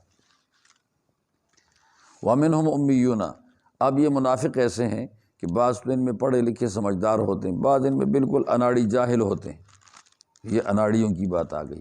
وَمِنْهُمْ، بعض ان میں سے، امیون، ان پڑھ ہیں، ان منافقین میں سے، یہودیوں میں سے، لا یعلمون الکتاب، وہ کتاب کو نہیں جانتے، الا امانیہ، مگر صرف آرزوئیں ہوتی ہیں، امانیہ آرزوئیں، آرزو انسان پڑھتا بھی ہے، سوچتا بھی ہے، اور بار بار اسے دیکھتا بھی ہے، لیکن آرزو کو پڑھنے، دیکھنے، سوچنے اس کا کوئی فائدہ نہیں ہے، کیونکہ آرزوئیں ہو نہیں سکتی، آرزوئیں ہو نہیں سکتی، الا امانیہ، وَإِنْهُمْ، اور نہیں ہے وہ لوگ، الا یظنون، مگر صرف گمان ہی کرتے ہیں، ان کے پاس حقیقت نہیں بلکہ کیا چیز ہے؟ گمان، گمان ہے۔ آرزوئیں خود انسان اپنی تیار کرتا ہے، وہ تیار کی ہوئی چیزیں بتاتا ہے، اس کی حقیقت بالکل نہیں، وہ اپنا ایک گمان ہی چلا رہا ہے۔ فوائل للذین یکتبون الکتاب، ویل، ہلاکت، پس ہلاکت ہے ان لوگوں کے لیے، یکتبون الکتاب، جو لکھتے ہیں کتاب کو، باتوں کو لکھتے ہیں، یکتبون الکتاب، باتوں کو لکھتے ہیں، بایدیہم، اپنے ہاتھ کے ساتھ، تورات میں تبدیلیاں کر کے وہ جو اصلی بات تھی اس کی جگہ دوسری لکھ دی، بناوٹی، پھر کہا ھذا من عند اللہ، بناوٹی کی طرف اشارہ ہے کہ یہ بھی خدا کی طرف سے ہے، لیشتروا بہ ثمنا قلیلا، تاکہ لے لیں اس کے بدلے میں، ثمنا قلیلا، تھوڑا مول، تھوڑا مول ساری دنیا مل جائے تب بھی تھوڑا ہے، کیونکہ میں نے آپ کو بتایا تھا انسان کے ساتھ مال میں اور چیزوں میں خیانت کر دے یہ گناہ ہے، لیکن انسان اللہ کی کتاب کو، بات کو، نبی کی بات کو تبدیل کر دے تو وہ کیا ہے؟ کفر، یہ کفر کر لیا انہوں نے۔ فوائل لہم مما کتبت ایدیہم، پس ہلاکت ہے ان کے لیے اس کی وجہ سے، من تعلیلیہ ہے، اس کی وجہ سے، کتبت ایدیہم، جو ان کے ہاتھوں نے لکھا، وویل لہم، اور ہلاکت ہے ان کے لیے، دوبارہ ہلاکت ہے، مما یکسبون، جو وہ کماتے ہیں، یہ دو وجہوں سے ہلاکت ہے، ایک تو لکھنے کی وجہ سے، اور ایک لکھنے کے بعد جب پیش کرتے ہیں کہ یہ اصلی تورات ہے اور وہ اصلی ہوتی نہیں ہے، اور اس پر جو پیسہ کما رہے ہیں، یہ پیسے کی وجہ سے بھی ہلاکت، تبدیلی کی وجہ سے بھی ہلاکت، کہ انہوں نے مذہب کو کاروبار بنا دیا۔ وقالو، اب یہودی کہتے تھے کہ ہمیں دوزخ کی آگ کچھ گنے چنے دن لگیں گی، گنے چنے دن، وہ گنے چنے دن کیسے؟ 1000 دن نہیں، 1,00,000 دن نہیں، بلکہ انگلیوں پہ ہم گن سکتے ہیں، 1 2 3 4 5 6 7 8 9 10، 10 پھر 10 پھر 10 پھر 10، کتنے ہو گئے؟ 40، تو یہ انگلیوں کے ساتھ گنتی ہو گئی۔ ہمیں صرف 40 دن عذاب ہوگا۔ لن تمسنا النار، ہرگز ہمیں آگ چھوئے گی نہیں، الا مگر ایام معدودتاً، دن گنے چنے، انگلیوں پر گن سکتے ہیں۔ قل کہو ان یہودیوں سے، اتخذتم اصل ہے اتخذتم، کیا تم نے لیا ہے اللہ تعالیٰ کے ہاں عہداً وعدہ، کیا خدا نے یہ وعدہ کیا کہ میں تمہیں 40 دن عذاب دوں گا؟ فلن یخلف اللہ عہدہ، بس اللہ تعالیٰ اپنے وعدے کی خلاف ورزی تو نہیں کرتا تو تمہیں پھر عذاب نہ دے۔ ام تقولون، یہ ام بمانے بل کے ہے، ام بمانے بل کہ تم کہتے ہو علی اللہ، اللہ تبارک و تعالیٰ پر، ما لا تعلمون، وہ جو تم جانتے نہیں کہ خدا کی بات ہے نہیں، تم نے اللہ تعالیٰ پر جھوٹ بولا۔ بلا، اللہ تبارک و تعالیٰ فرماتے ہیں ہاں، اللہ تعالیٰ کے ہاں دوزخ میں جانے کے اصول، ہمیشہ رہنے کے اصول وہ یہ ہیں، دوزخ میں جانے کے اصول، پھر دوزخ میں ہمیشہ رہنے کے اصول یہ ہیں۔ یہ جس میں ہو وہ دوزخی ہے، چاہے تم میں ہو چاہے ہمارے آدمی میں ہو، وہ اصول ہے۔ وہ کوئی قوم نہیں ہے کہ وہ دوزخ میں 40 دن جلے گی پھر نکل جائے گی جیسے یہود کہتے ہیں، یہ من گھڑت بات ہے، بلکہ اصول ہے۔ اور اصول تم پہ فٹ آ گئے تم دوزخی، ہمارے اوپر فٹ آئے ہم۔ من کا سبب، جو آدمی، یہ من دیکھو قاعدہ کلیہ بن گیا نا، جو شخص بھی کسب سیئاتن، کمائے گناہ، کفر، واحاطت بھی خطیئتہ، دیکھو پہلے تو ایک گناہ کیا اور پھر اس کے بعد گھیرا ڈالا اس کے اوپر ان کی غلطیوں نے، خطیئتہ، دوسری قرأت میں خطیئاتہ بھی ہے، خطایاہ بھی ہے، تو پھر گناہ بڑھ گئے۔ اس کی اصل وجہ یہ ہے کہ جب بندہ شرک کرتا ہے تو یہ الامراض ہے، سارے گناہ پھر اس سے جنم لیتے ہیں، پیدا ہو جاتے ہیں۔ زنا اس سے پیدا ہوتا ہے، چوریاں اس سے پیدا ہو جاتی ہیں، ڈاکے پیدا ہو جاتے ہیں، ظلم پیدا ہو جاتا ہے، تو پھر یہ گناہ اتنے ہو گئے کہ کوئی جگہ بھی خالی نہ رہی، ایمان بالکل نہیں، سب کفر ہی کفر ہو گیا۔ اب یہ کافروں کے بارے میں آیت آ گئی، فَأُولَٰئِکَ أَصْحَابُ النَّارِ، بس یہ لوگ دوزخ والے، ہم فیہا خالدون، یہ ہمیشہ دوزخ کے اندر رہیں گے۔ وَالَّذِينَ آمَنُوا، اور وہ لوگ جو ایمان لے آئے۔ اللہ نے جب ضابطہ کافروں کا بیان کر دیا تو مومن خفا ہو جائیں گے، مایوس ہو جائیں گے، تو مومنوں کا بھی بیان کر دیا، وَالَّذِينَ آمَنُوا، جو لوگ ایمان لائے، وَعَمِلُوا الصَّالِحَاتِ، اصول کی پابندی کر دی، کیا کر دیا عامل الصالحات کا معنی اصول کی پابندی کر دی۔ اولئک اصحاب الجنہ، وہ جنت والے ہیں، ہم فیہا خالدون، یہ ہمیشہ جنت میں رہیں گے۔ ادھر معتزلہ کو جوش آ گیا، انہوں نے کہا کہ مرنے کے بعد تقسیم ثنائی ہے، تمام انسانوں میں تقسیم کیا ہے؟ ثنائی۔ ثنائی کا مطلب دو قسمیں ہیں، ایک قسم ہے جنتی، والذین آمنوا وعملوا الصالحات اولئک اصحاب الجنہ ہم فیہا خالدون، اور ایک قسم ہے دوزخی، من کسب سیئۃ واحاطت بخطیئتہ فاولئک اصحاب النار ہم فیہا خالدون۔ ٹھیک، جو دوزخ میں گیا، معتزلہ کہتے ہیں وہ ہمیشہ دوزخ میں رہے گا، کبھی نہیں نکلے گا، لہٰذا ان کے نزدیک مرتکب کبیرہ ابدی دوزخی ہے۔ کہاں سے ثابت کر دیا مرتکب کبیرہ ابدی دوزخی ہے؟ من کسب سیئۃ سے، کہ یہ مومنوں سے تو خارج ہے، عامل الصالحات ہے نہیں، عمل صالح میں خلل آ چکا ہے، تو یہ کافروں میں شامل ہے، تقسیم ثنائی ہے، لہٰذا اس کا نکلنا ممکن نہیں۔ جو دوزخ میں گیا کبھی نہیں نکلے گا، جو جنت میں گیا کبھی نہیں نکلے گا۔ اب وہ ساری آیتیں کہ دوزخی دوزخ سے نکلیں گے، یا حدیثیں دوزخی دوزخ سے نکلیں گے، تو معتزلہ اس کے قائل نہیں ہیں۔ اہل سنت والجماعت کے تمام ائمہ، شافعی، حنفی، مالکی، حنبلی، پھر اہل حدیث بھی ہو گئے، سارے جتنے بھی سنی مسلمان ہیں، یہ سب کہتے ہیں کہ جو دوزخ میں گناہ کی وجہ سے قدم رکھ چکا ہے وہ نکلے گا، جو دوزخ میں کفر اور نفاق کی وجہ سے قدم رکھ چکا ہے تو وہ کبھی نہیں نکلے گا۔ تقسیم ثلاثی ہو گئی، تقسیم کیا ہو گئی؟ ثلاثی۔ تو ایک ایمان اور عمل صالح، سیدھے جنتی، ٹاپ درجے کی، ایمان ہے لیکن عمل صالح میں کمزوری آ گئی تو یہ ٹاپ جنتی نہیں ہے، دوزخ سے ہو کر جنت میں جائیں گے، یہ دوسرا طبقہ آ گیا۔ تیسرا طبقہ کون سا ہے؟ کہ نہ ایمان ہے نہ عمل صالح ہے، تو پھر یہ سیدھے دوزخی، ابدی دوزخی۔ اب دیکھو کتنے بن گئے؟ 3۔ معتزلہ نے ثنائی بنا دی ان دو آیتوں کو دیکھ کے، اہل سنت نے ثلاثی بنا دی، تیسری آیت ایک اور ملی ہے اس کی وجہ سے، وہ کون سی ہے؟ ان اللہ لا یغفر ان یشرک بہ، اللہ تعالیٰ معاف نہیں کرتا، اللہ معاف نہیں کرتا کہ اس سے شرک کیا جائے، کفر کیا جائے۔ یہ تو لا یغفر ہو گیا، کفر اور نفاق لا یغفر۔ وَيَغْفِرُ مَا دُونَ ذَلِكَ لِمَن يَشَاءُ، شرک اور کفر سے نچلے گناہ جسے چاہے معاف کرتا ہے۔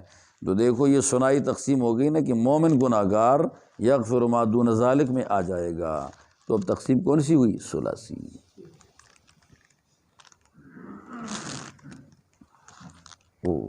معتزلہ کا ذہن اس طرف نہیں گیا، یغفر ما دون ذالک کی طرف، وہ تقسیم ثلاثی ہو گئی۔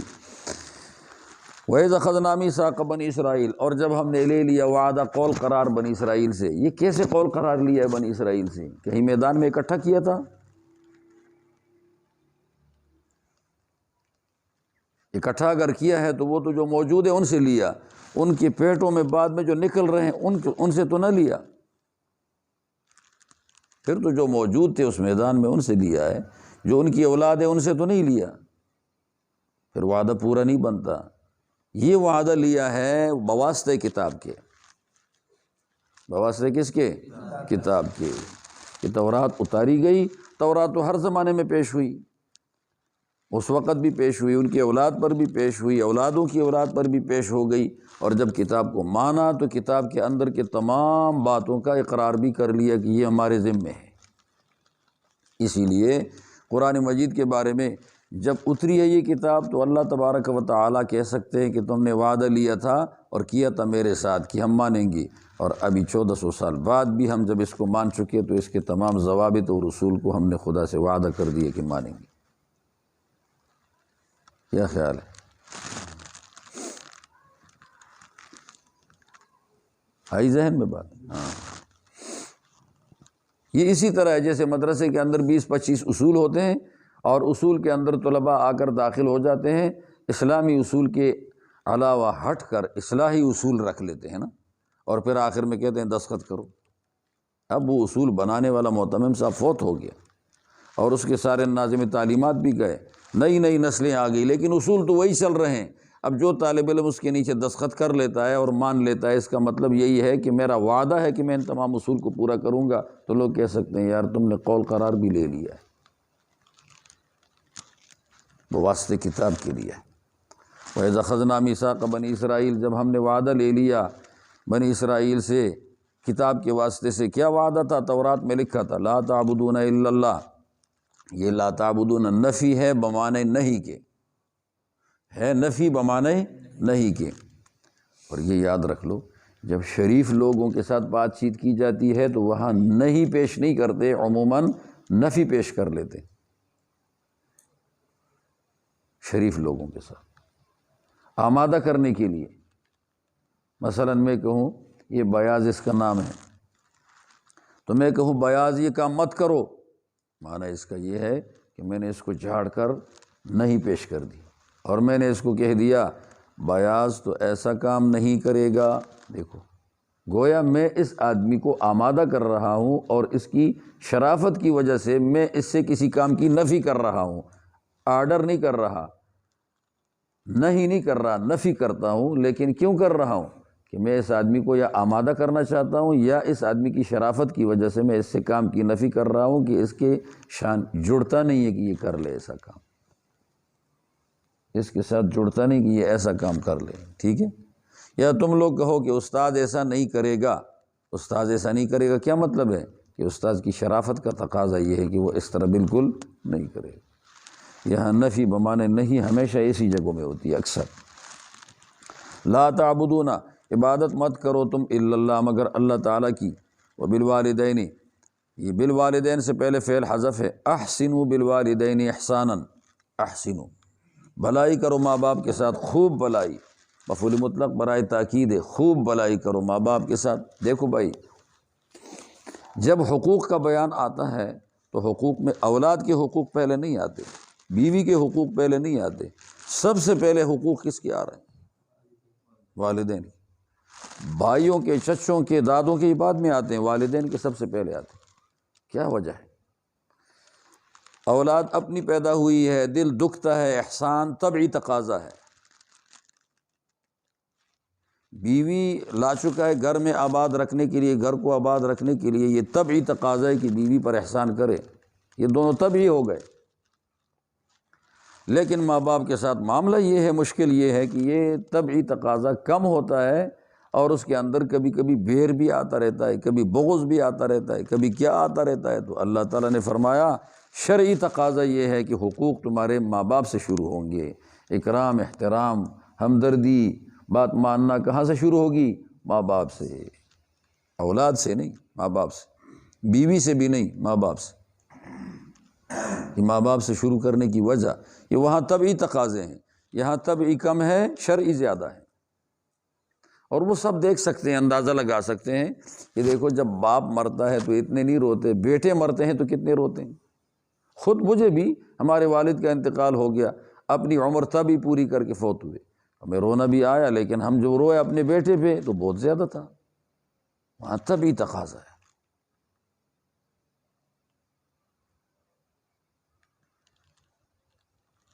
کیا چیز ہے؟ طبعی، یہاں شرعی آ گیا۔ باقی یہ بات آپ کو یاد رکھنی چاہیے، باپ خدمت کرے بیٹے کی، بیٹا بیمار ہو جائے، اور بیٹا خدمت کرے باپ کی، باپ بیمار ہو جائے، دونوں خدمت کر رہے ہیں، ہو سکتا ہے بیٹا زیادہ کرتا ہو، لیکن بیٹے کی خدمت اس لیے نہیں کہ باپ ہمیشہ زندہ رہے، خدمت کرتا ہوں تو آخر کار جائے گا، یہی ہے نا۔ اور باپ جب بیٹے کی خدمت کرتا ہے تو کیسے کرتا ہے؟ بیمار ہے یہ، لیکن میں اس لیے کر رہا ہوں کہ یہ رہے ہمیشہ۔ بیٹا باپ کی کرتا ہے تو یہ نہیں کہ رہے ہمیشہ، جائے گا، اس وقت تک میں خدمت کر لوں۔ بیٹا باپ کی کرتا ہے، یہ باپ بیٹے کی کرتا ہے تو کیا کہتا ہے؟ یہ رہے، میں جاؤں یہ رہے۔ اس لیے یہ سلوک کبھی برابر نہیں ہو سکتا۔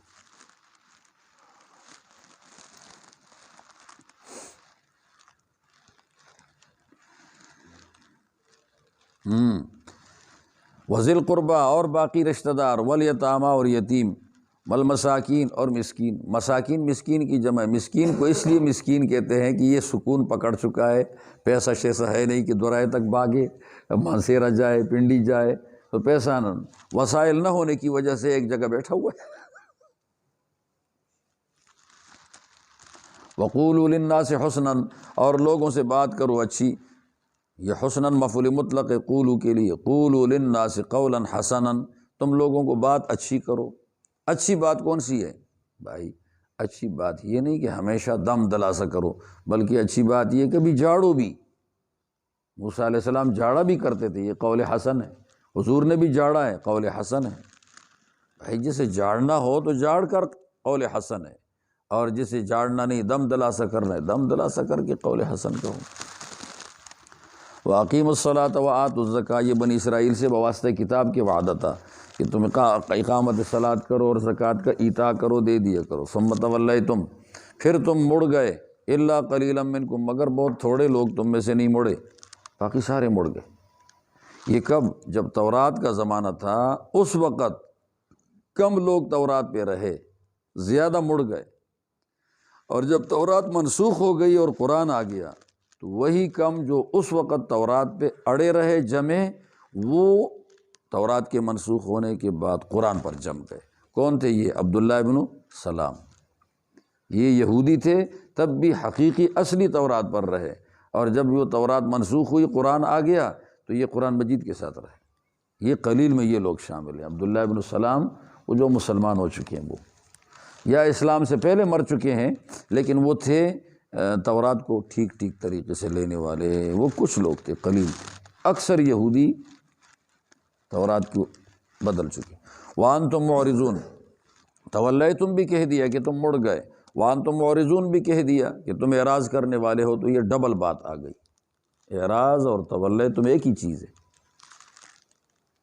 الفاظ کا فرق ہے، مراد تو ایک جیسا ہے۔ اس کا جواب یہ ہے تولیتم، تم مڑ گئے، وَأَنْتُمْ مُعْرِضُونَ، تمہارا مزاج ہی مڑنا ہے حق سے۔ یہ انتم مورزون میں مزاج بتا دیا، کیا بتایا؟ وَإِذَا أَخَذْنَا مِيثَاقَكُمْ لَا تَسْفِكُونَ دِمَاءَكُمْ، اللہ تعالیٰ نے کچھ وعدے لیے تھے یہود سے، اور یہ تورات کے احکامات تھے۔ تو ایک حکم یہ تھا کہ تم ایک دوسرے کا خون مت بہاؤ، اپنا خون، یہودی کا خون نہ بہائے۔ دوسرا، یہودی کو جلاوطن نہ کرے، علاقے سے نہ نکالے، 2۔ تیسرا، یہودی اگر کسی دوسرے کے پاس پھنس جائے، غلام بن جائے، قیدی بن جائے، تو اس قیدی کو چھوڑاؤ۔ 2 نہیں، لا تقتلون انفسکم لا تخرجون، 2۔ اور ایک کیا ہے، امر ہے کہ اگر پھنس جائے کوئی کسی جگہ، غلام بن جائے، قیدی بن جائے، تو رہا کرو۔ یہ کتنے وعدے تھے؟ 3۔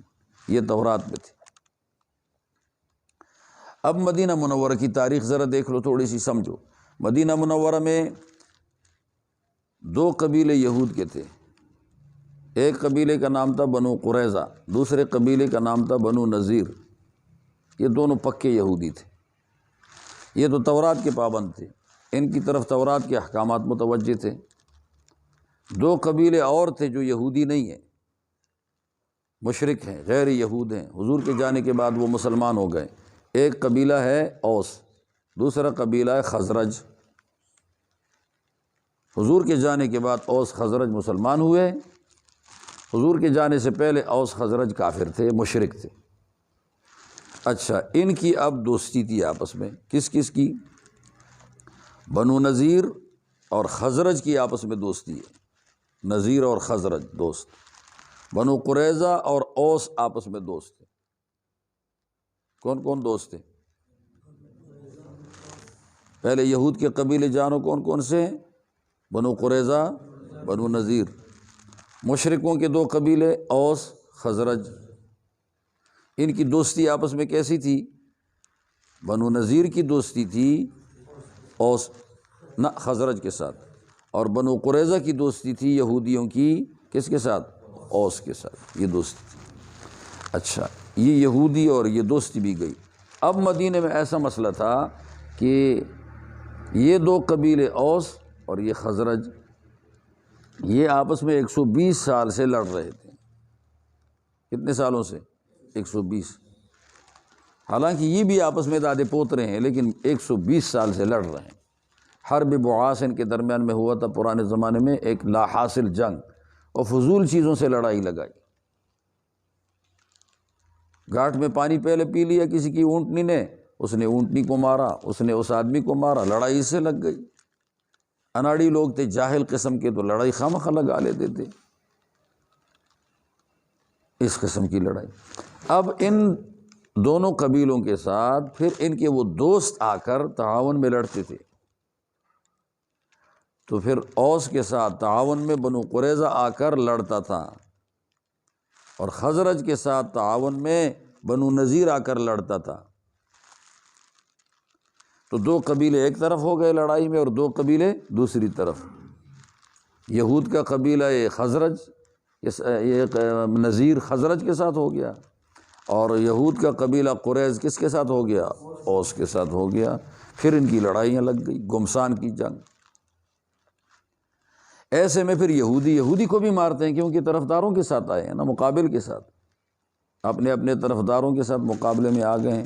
تو یہودی کس کو مار رہے ہیں؟ یہودیوں کو۔ جلاوطن بھی کس کو کر رہے ہیں؟ یہودیوں کو۔ تو تورات کا حکم توڑ دیا۔ اوس خزرج تو ماریں، چلو وہ تو یہودی ہے نہیں، لیکن وہ تم کیوں ان کے تعاون میں ایک دوسرے کے ساتھ لڑ کر مارتے ہو، ایک دوسرے کو نکالتے بھی ہو؟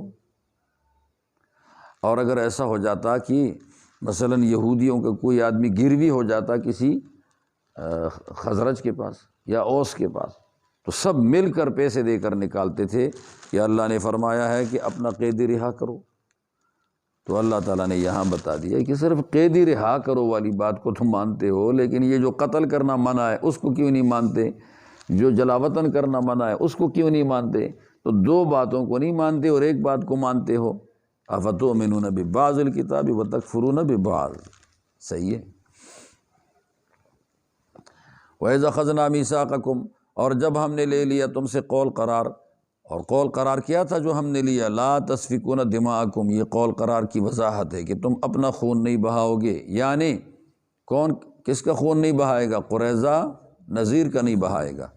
ولا تخرجون انفسکم، اور تم اپنے آپ کو ایک دوسرے سے لڑ کر نکالو گے نہیں، جلاوطن من دیارکم ثم اقررتم، تم نے کہا بالکل ٹھیک ہے ایسے ہی کریں گے، وانتم تشہدون، یہ کوئی ضمنی اقرار نہیں تھا، یہ کوئی ضمنی اقرار نہیں تھا، بلکہ یہ اصلی اقرار تھا، تم گواہ بن چکے تھے۔ کبھی کبھی ضمنی اقرار ہو جاتا ہے، ضمنی اقرار آدمی کہتا ہے میں تو کرنا نہ آسا لیکن یہ گل نکل گئی نا۔ وانتم تشہدون، تم اس اقرار کے بارے میں ڈنکے کی چوٹ بات کرتے تھے کہ بالکل جی ہم ایسے ہی مانیں گے اور اسی طرح کریں گے، گواہی دے رہے تھے۔ ثم انتم ہؤلاء، اس کا ترجمہ بعض مفسرین حضرات نے یوں لکھا ہے، ثم انتم ہؤلاء، انتم مبتدا ہؤلاء خبر، پھر تم وہ نہ رہے، پھر تم وہ نہ رہے، کون سے؟ وعدوں کے پابند، وہ جو اقرار کیا تھا اور وعدہ لیا تھا اور کیا تھا تم اس کے پابند پھر نہ رہے۔ اچھا پھر تم نے کیا کر دیا؟ تقتلون انفسکم، توڑ دیا وعدہ کہ تم اپنے آپ کو مار چکے۔ قریظہ کس کو مار چکا ہے؟ نذیر کو۔ تخرجون فریقا منکم، اور تم نکالتے تھے ایک جماعت تم ہی میں سے، من دیارہم، ان کے گھروں سے نکالتے تھے۔ تظاہرون علیہم، تم ان کے اوپر غلبہ حاصل کرتے تھے، بالاسم، گناہ کے ساتھ، والعدوان، اور حد سے تجاوز کے ساتھ۔ اسم اور عدوان دو چیزوں کا ذکر کیا ہے، اسم حق خدا توڑا ہے، عدوان حق عبد توڑا ہے، نہیں سمجھے؟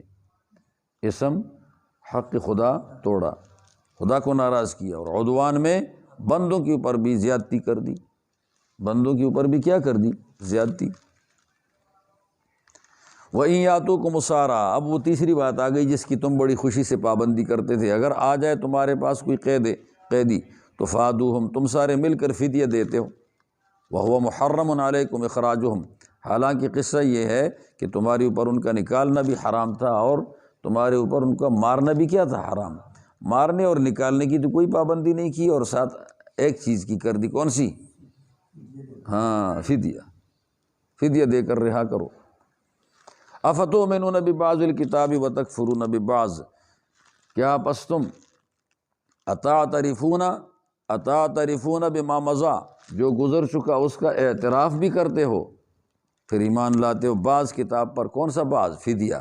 وتکفرون ببعض، اور بعض کتاب کا تم کیا کرتے ہو؟ کفر، انکار، کون سا؟ قتل اور اخراج، جلاوطنی۔ فما جزاء من یفعل ذلک منکم، نہیں ہے بدلہ اس آدمی کا جو کرتا ہے یہ کام تم میں سے، الا خزی، مگر شرمندگی ہے، فی الحیات الدنیا، دنیا کی زندگی میں۔ یہاں حسرن کہہ دیا، کیا کہہ دیا؟ حسرن، کہ تم میں سے جو آدمی یہ کام کرتا ہے اس کا دنیا کے اندر بدلہ صرف شرمندگی ہی ہے۔ بدلہ کیا ہے؟ صرف شرمندگی۔ وَيَوْمَ الْقِيَامَةِ يُرَدُّونَ إِلَىٰ أَشَدِّ الْعَذَابِ، اور قیامت کے دن یہ لوگ، یردون کا ترجمہ یسیرون، لوٹائے جائیں گے، یہ نہیں، یسیرون پلٹیں گے، الی اشد العذاب، ادھر بھی عذاب میں ہے، قیامت کے دن اس عذاب سے دوسرے عذاب میں پلٹا ہوگا، اشد میں۔ یہاں بھی عذاب ہے لیکن یہ کم عذاب ہے، اور دوسرا عذاب زیادہ ہے تو کم سے زیادہ کی طرف پلٹا ہوگا۔ واللہ بغافل، اللہ بالکل غافل نہیں، بالکل کا ترجمہ بانے لگا دیا، عما تعملون، ان کاموں سے جو تم کرتے ہو۔ اچھا صاحب، یہاں پر ایک بات آ گئی، ما جزاء من یفعل ذلک منکم، نہیں بدلہ اس آدمی کا جو یہ کام کرتا ہے تم میں سے، مگر خزی ہے دنیا کی زندگی میں، صرف شرمندگی ہے۔ اس پر اعتراض ہوتا ہے کہ پھر اس قسم کے کافروں کو تو ضرور شرمندگی ہونی چاہیے، کہ اللہ تعالیٰ نے حسرن کہہ دیا کہ دنیا میں تمہاری شرمندگی ہی ہے ہی، شرمندگی ہی ہے، اور شرمندگی ہے ہی۔ جب شرمندگی طے ہو گئی تو ہم بہت سارے لوگوں کو دیکھتے ہیں کہ ان کو تو شرمندگی نہیں ہوئی، یہودیوں میں سے، اور اللہ نے فرمایا حسرن کہ شرمندگی خامخواہ ہوگی، جبکہ بہت سو میں شرمندگی نہیں ہوتی۔ اس کا جواب ہے کہ شرمندگی کے درجات ہیں، کبھی اعلیٰ درجے کی شرمندگی ہوگی تو تم کہو گے جی شرمندگی ہو گئی، کبھی اعلیٰ نہیں ہوگی، درمیانی ہوگی تو سمجھدار لوگ کہیں گے یار شرمندہ ہوگی، ناسمجھ کہیں گے نہیں ہوئی، کیونکہ وہ اعلیٰ نہیں ہوئی۔ ناسمجھ تو اعلیٰ کو جانتے ہیں، درمیانی کو تو نہیں جانتے، اور کچھ ادنا درجے کی شرمندگی ہوگی، اس کو سمجھداروں میں سمجھدار سمجھیں گے۔ تو کیا مطلب ہوگا؟ یہ یہودی ملامت ضرور رہیں گے، اور یہ ملامت رہنا کیا ہے؟ شرمندگی نہیں ہے؟ نہیں سمجھے ہو؟ ایک آدمی کو ننگا کر کے بازار میں پھیرا دو، شرمندگی ہے۔ ننگا کر کے بازار میں پھیر دو، شرمندگی ہے۔ ایک آدمی کو ننگا کر کے بازار میں مت پھیرو، کسی جرم کی وجہ سے اس کو چوک میں مارو، سزا دے دو، یہ بھی شرمندگی ہے، لیکن اس پہلے سے کم ہے۔ اور ایک آدمی کو چوک میں بھی نہیں مارو اور بازار میں ننگا کر کے بھی مت پھیرو، لیکن اس آدمی کے بارے میں اخبار میں لکھو، موبائل میں فوٹو دے دو، اس میں فیک وغیرہ کا احتمال بھی تو ہے نا۔ اچھا، یہ شرمندگی کا تیسرا درجہ آ گیا۔ اور ایک آدمی ہے، اس کے بارے میں اور کچھ نہیں، فوٹو بھی نہیں، کچھ بھی نہیں، صرف اتنی تفصیل لکھ دی، فلانا فلانے کا بیٹا، فلانا فلانے کا بیٹا، وہ ایسا ایسا گھٹیا کام کر چکا۔ دیکھو پورا خاندان ملامت ہوگا یا نہیں ہوگا؟ تو یہ یہودی گروپ جتنے بھی ہیں، یہ سارے کے سارے شرمندگی سے خالی بالکل نہیں ہیں۔ کسی کو اعلیٰ درجے کا ملے گا، کسی کو درمیانہ، کسی کو کم کا، لیکن شرمندگی حسراً جو آئی تھی وہ ہو گئی، وہ مل گئی ہے، حسراً شرمندگی ہو گئی۔ ٹھیک ہے؟ ہاں، اب یہ بات سمجھ آئی؟ معزز کبھی نہیں ہوگا یہودی۔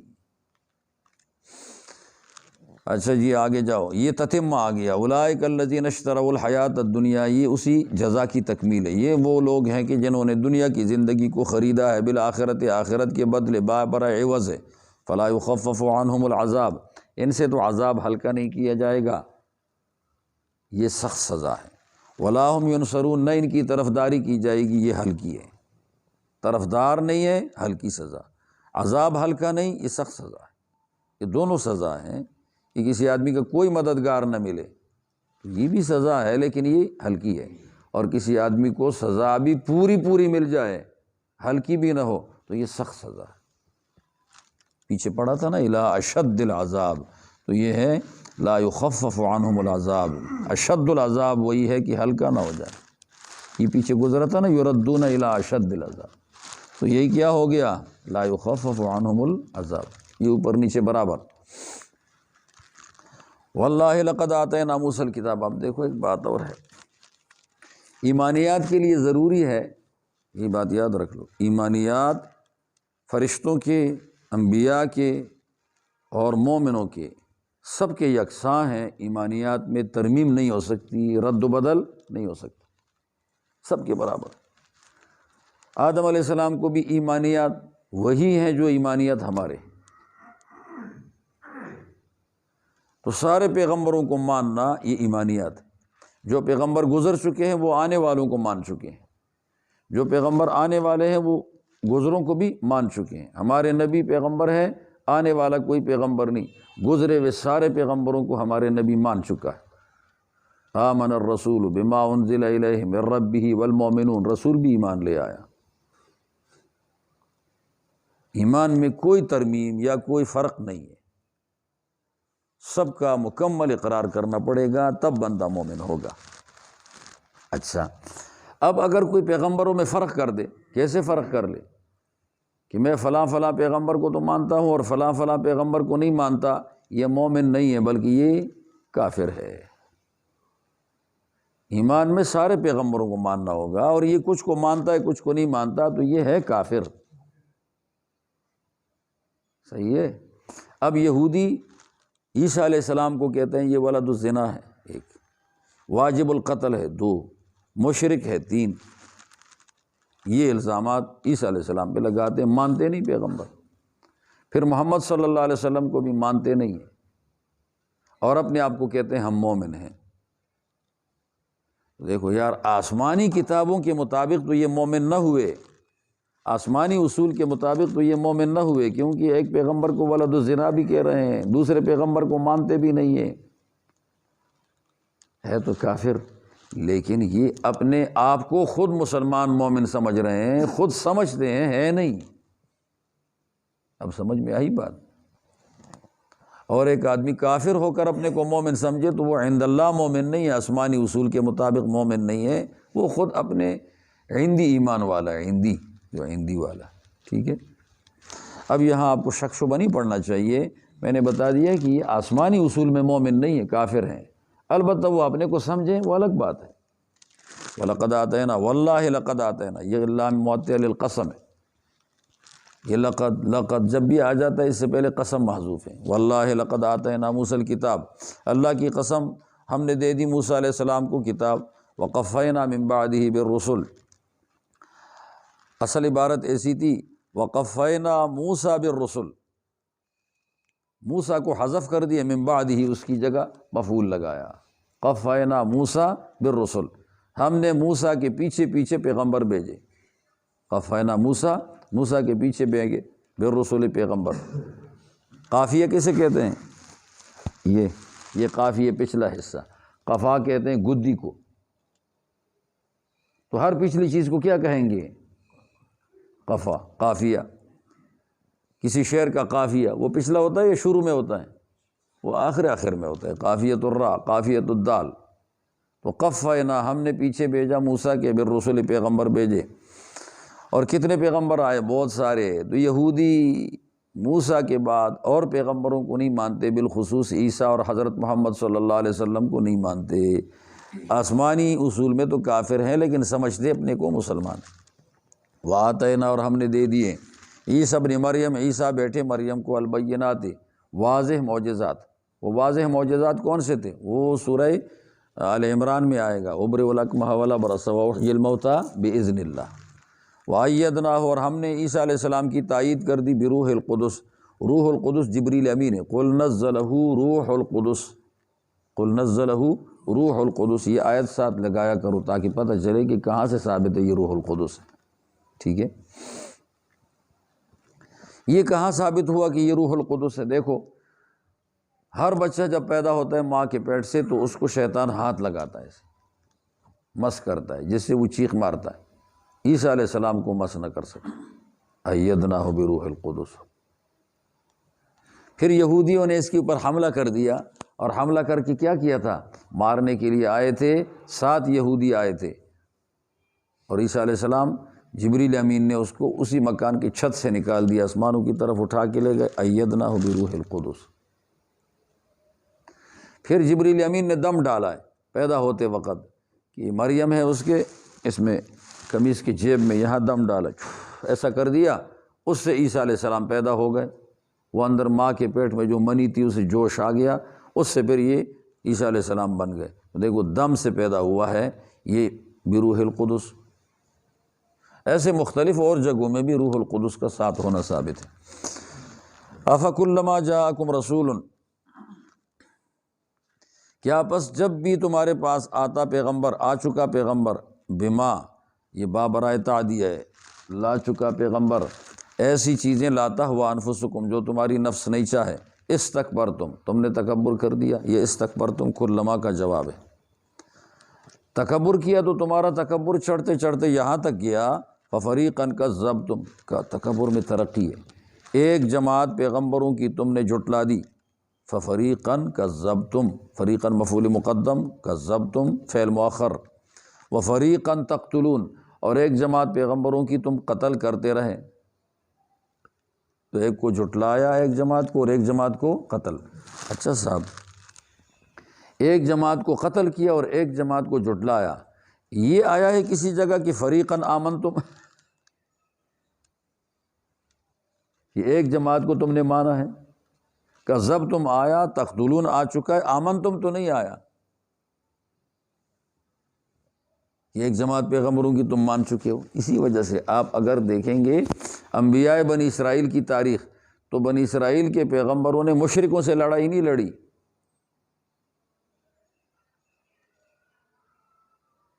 پھر کس سے لڑائی لڑی ہے؟ جب جہاد آیا ہے اور لڑائی لڑی ہے تو پیغمبروں نے مشرکوں سے نہیں لڑی، پیغمبروں نے لڑائی لڑی ہے کس کے ساتھ؟ وہی بگڑے مومنوں کے ساتھ، جو بگڑے مسلمان تھے ان کے ساتھ، عملی بگڑے نہیں تھے، عقیدے کے بگڑے تھے۔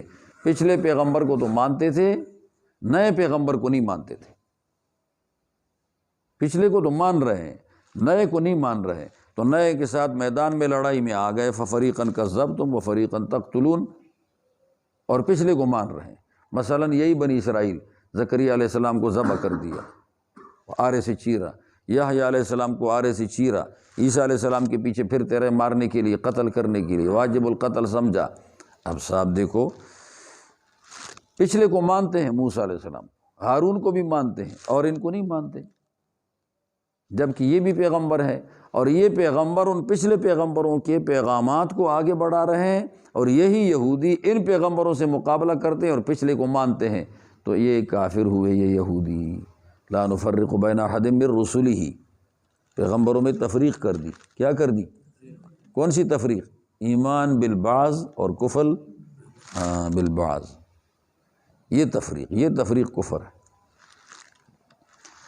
اچھا، یہ یہودی ہیں، ان کے سامنے جب حضور علیہ السلام بات کرتے تھے تو یہ آگے سے کہہ دیتے تھے بڑے فخر سے، اور جی اسے دل تے ہے جے تالے لگے دین کہ اسی اپنے تے پکیاں تے تس دا اسا وچ آندا ہی نہیں جی،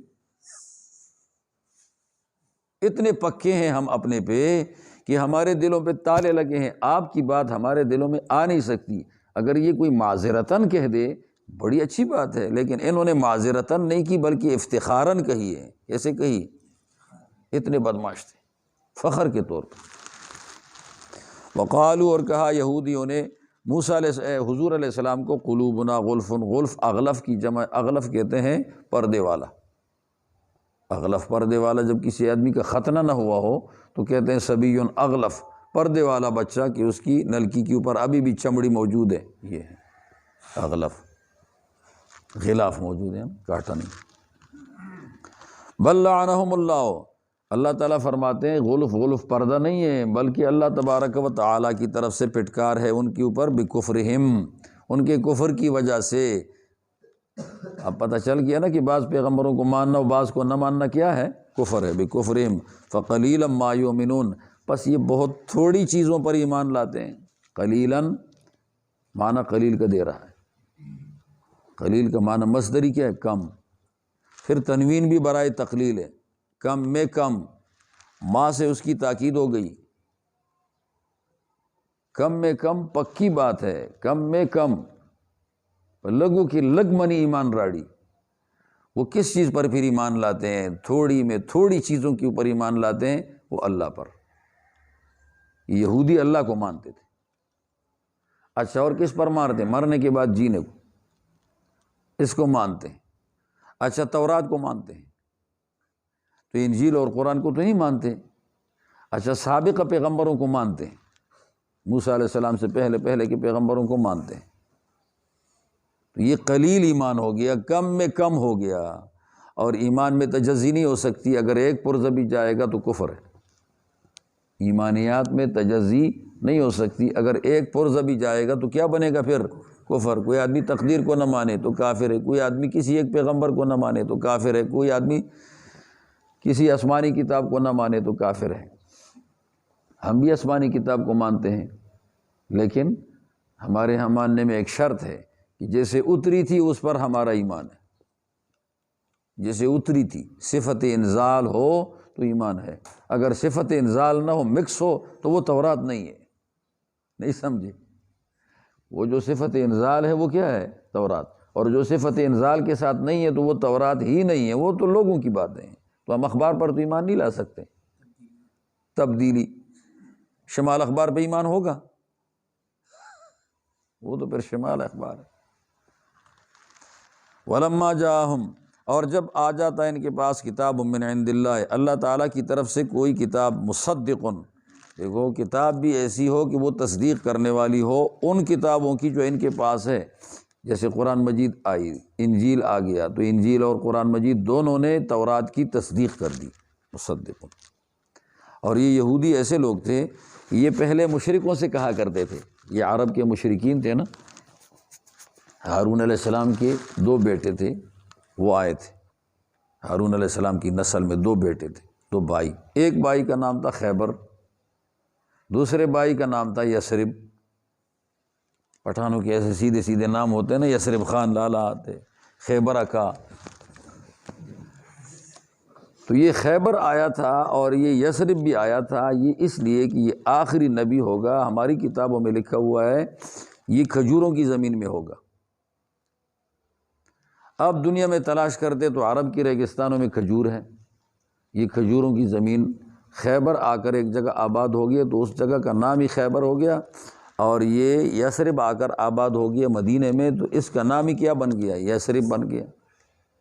یہ دونوں نام آباد کرنے والوں کے نام کے ساتھ یہ آئے اسی لیے تھے، مشرکوں سے کہتے تھے کہ ہم آخری پیغمبر کی مدد کے لیے آئے ہیں، ہمارے بڑوں نے ہمیں بتایا، ہم ادھر سے ان کی مدد کر کے تمہیں ماریں گے، یہ اس لیے آئے۔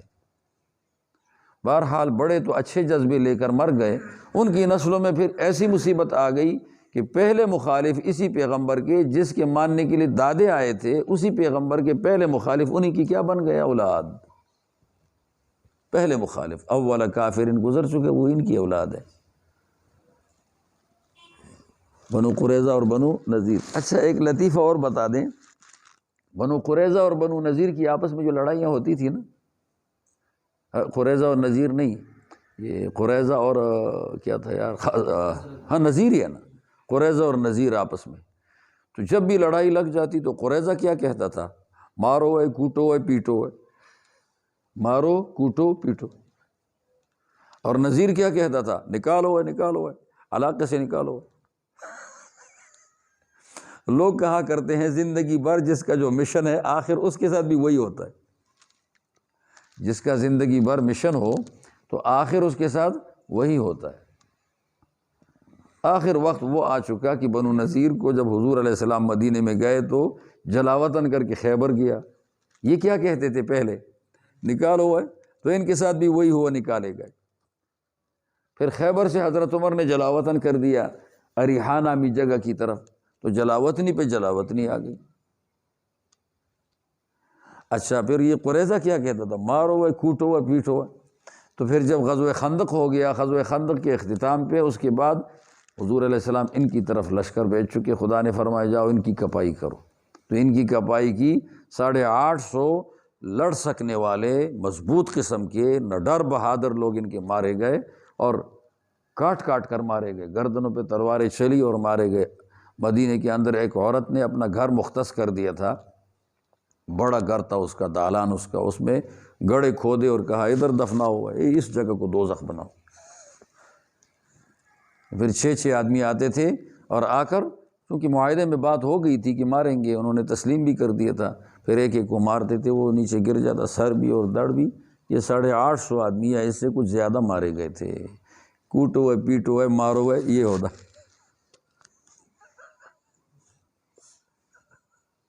تو کوئی بری بات طے نہیں کرنی چاہیے، آخر میں یہی ہوگا، آخر میں کیا ہوگا؟ یہی۔ وَكَانُوا مِن قَبْلُ، اور تھے یہ لوگ من قبل، اس سے پہلے، یستفتحون، فتح طلب کرتے تھے، یستفتحون طلب فتح کرتے تھے، غلبہ طلب کرتے تھے، علی الذین، ان لوگوں کے اوپر، کفروا جو کفر کر چکے ہیں، مشرکوں کے اوپر غلبہ طلب کرتے تھے، جیسے خیبر اور یثرب کا واقعہ ہے۔ فلما جاءہم، چلو بڑے تو مر گئے، جب چھوٹے آئے، جاءہم، آئے ان کے پاس، ما وہ عرفو، جاءہم ان کے پاس آیا، وہ عرفو جو انہوں نے پہچانا، وہ کون ہے؟ قرآن آیا، پیغمبر آ گیا، کفروا بھی، تو انہوں نے اسی آئے ہوئے کی کیا کر دی؟ انکار کر دیا۔ فلعنت اللہ علی الکافرین، جب انکار کر دیا تو بس اللہ تعالیٰ کی لعنت ہو کافروں پر، لعنت اللہ علیہم ہونا چاہیے۔ کیوں؟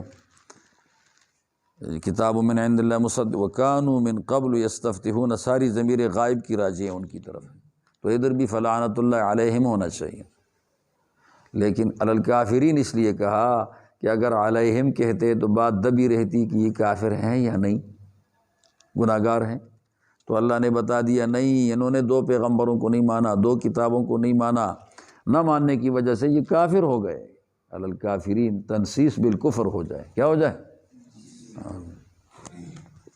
بیس مشتروا بھی، یہ بیس کا تم نے پڑھا ہے، یہ بیس فعل ضم ہے، اور یہ ما بمعنی شیئن کے ہیں، کافیے میں پڑھا ہے۔ ما کتنے معنی دیتا ہے؟ 6۔ وہ کافیے کے آخر میں مبنیات کے اندر یہ بات پڑھی ہے کہ ما 6 معنی دیتا ہے، من بھی 6-7 معنی دے دیتا ہے، یہاں معنی شیئن نکرہ کا معنی دے دیا، بیس شیئن بدتر ہے وہ چیز ہونے کے اعتبار سے، بدتر ہے وہ چیز ہونے کے اعتبار سے، یہ تو لغوی ترجمہ ہوا جو علماء کے لیے۔ عوام کیا کہیں گے؟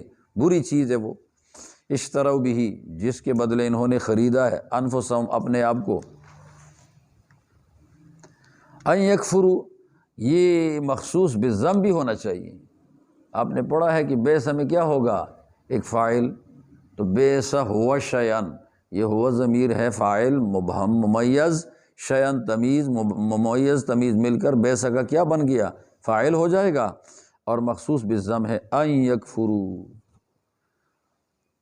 بدتر ہے چیز ہونے کے اعتبار سے، وہ کیا بدتر ہے؟ ان یکفروا، ان کا کفر بدتر ہے، بما، اس چیز پر، انزل اللہ، کہ اللہ نے اتارا ہے، اتاری ہوئی چیز پر کفر، بغین، اب یہ کفر انہوں نے کیوں کیا؟ یہودیوں نے نہ سمجھتے، معذور تھے، مجبور تھے، مکرہ تھے؟ نہیں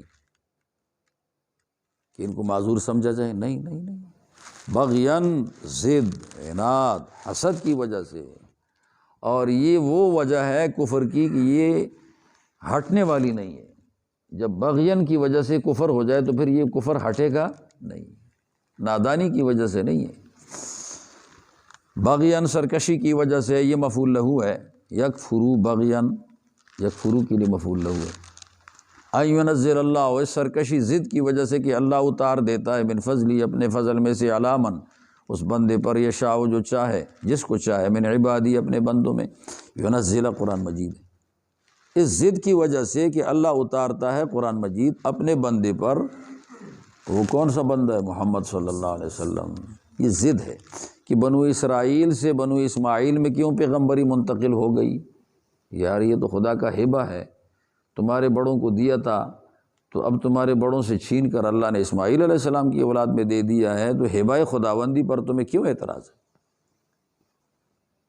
پیغمبر ہبہ ہے۔ فباؤ، بس یہ لوگ آ گئے، بغضب، غصے کے ساتھ، علی غضب، غصے پر، ایک غصے پر دوسرا غصہ۔ کون سا غصہ ہے؟ ایک تو وہ غصہ ہے جو ان لوگوں نے اپنے پیغمبروں کے ساتھ برا سلوک کیا، احکامات توڑ دیے، کتابیں بدل دی، مسلسل نافرمان تھے، حد سے تجاوز تھے، بغضب من اللہ، ایک غصے کا ذکر پہلے گزر چکا ہے کہ نہیں گزرا؟ اب یہ دوسرا غصہ کون سا ہے؟ بے سمجھترو بھی ان یکفروا بما انزل اللہ بغیا ان ینزل اللہ، قرآن مجید کے اوپر ان کا اور نبی کے ساتھ ان کا یہ ضد آ گیا، اور یہ انکار آ گیا، حضور کے ساتھ انکار اور ضد کی وجہ سے دوسرا غصہ یہ آ گیا، ڈبل غصہ، غضب علی غضب۔ یہ غصے دو کیوں ہو گئے؟ ہر ایک کی وجہ اپنی اپنی۔ وللکافرین عذاب مہین، یہاں بھی نہیں کہا ولہم عذاب مہین، یہاں تنصیص بالکفر کر دیا ہے، لہم کہتے تو بات دب ہی رہتی، واضح کر دیا یہ ہے کافر، ان کے لیے عذاب ہے رسوا کن۔ مہین کیا معنی ہے؟ رسوا کن۔ وَإِذَا قِيلَ لَهُمْ آمِنُوا بِمَا أَنزَلَ اللَّهُ، جب کہا جائے ان سے ایمان لے آؤ اس پر جو اللہ رب العالمین نے اتار دی کتاب قرآن مجید، قالوا، تو یہ کہتے ہیں، نؤمن بما انزل علینا، ہم ایمان لاتے ہیں اس کے اوپر جو ہمارے اوپر اتاری گئی ہے تورات۔ انہوں نے کہا نا ہمارے دلوں پہ پردے ہیں، افتخاراً کہا کہ ہم اتنے پکے ہیں تورات پر کہ اب دوسرا کوئی مذہب ہمارے اندر نہیں آ سکتا۔ وَيَكْفُرُونَ بِمَا وَرَاءَهُ، ما وراءہ، ما کفر کرتے ہیں ان تمام مضامین اور کتابوں کی جو تورات کے سوا ہے، ہو ضمیر راجع تورات کی طرف، وَهُوَ الْحَقُّ مُصَدِّقًا لِمَا مَعَهُمْ، حالانکہ یہ جو ماوراء ہے یہ حق ہے، یہ ہوا ضمیر تورات کی طرف، ما انزلہ کی طرف راجع نہیں ہے، بلکہ یہ ہوا ضمیر راجع ماوراء کی طرف۔ کس طرف ہے؟ وَهُوَ الْحَقُّ، یہ ماوراء حق ہے۔ ماوراء کون سا ہے؟ قرآن، انجیل، یہ حق ہے۔ مصدقاً، اس حال میں کہ تصدیق کرنے والا ہے ان چیزوں کا، ان کتابوں کا جو ان کے پاس ہے۔ اللہ تبارک و تعالیٰ نے جواب دے دیا، اچھا جی تم اگر تورات کو ماننے والے ہو اور تم تورات کے ماننے میں پکے ہو، جو تم کہتے ہو ہمارے دلوں میں پردہ ہے اور جو ہے وہ نکلتا نہیں، جو باہر کا ہے وہ آتا نہیں، اتنے پکے ہو جب اپنے مذہب پر، تو پھر خدا کے پیغمبروں کو کیوں مارا ہے؟ تورات میں تو پیغمبروں کو مارنا حرام ہے اور کفر ہے۔ دوسری طرف سے اللہ نے پکڑا۔ کس طرف سے؟ کہ جب اتنے پکے ہو تورات پر تو پھر پیغمبروں کو کیوں مارتے تھے؟ قل کہو فلم تقتلون انبیاء اللہ، پس تم کیوں قتل کرتے تھے اللہ تعالیٰ کے پیغمبروں کو؟ من قبل ان کنتم صادق مومنین، اگر تم مومن ہو۔ قتل انبیاء ایمان کا منافی ہے۔ وَلَقَدْ جَاءَكُم مُوسَىٰ، وَاللَّهِ لَقَدْ جَاءَكُم مُوسَىٰ بِالْبَيِّنَاتِ، اللہ کی قسم موسیٰ علیہ السلام آیت لے کے آئے تھے، بینات تمہارے پاس۔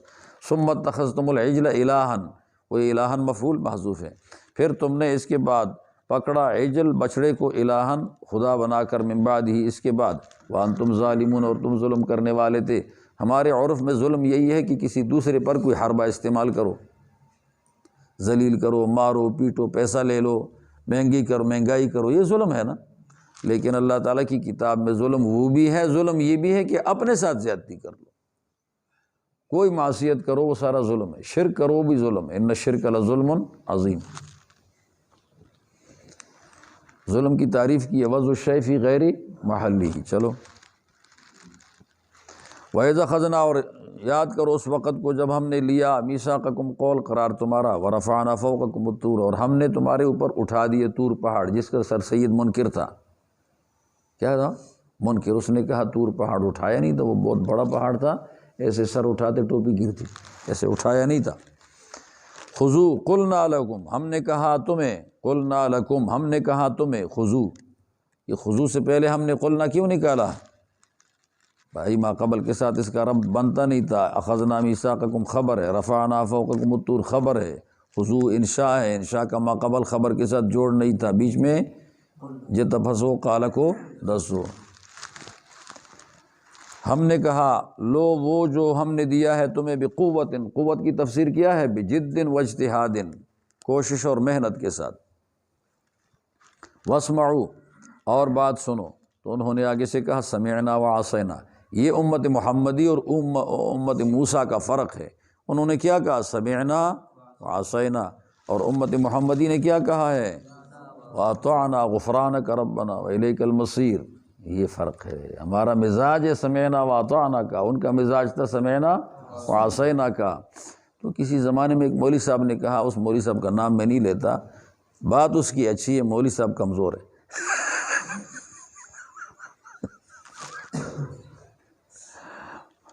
بات اس کی اچھی ہے لیکن مولوی صاحب کمزور ہے، اس لیے نام نہیں لیتا۔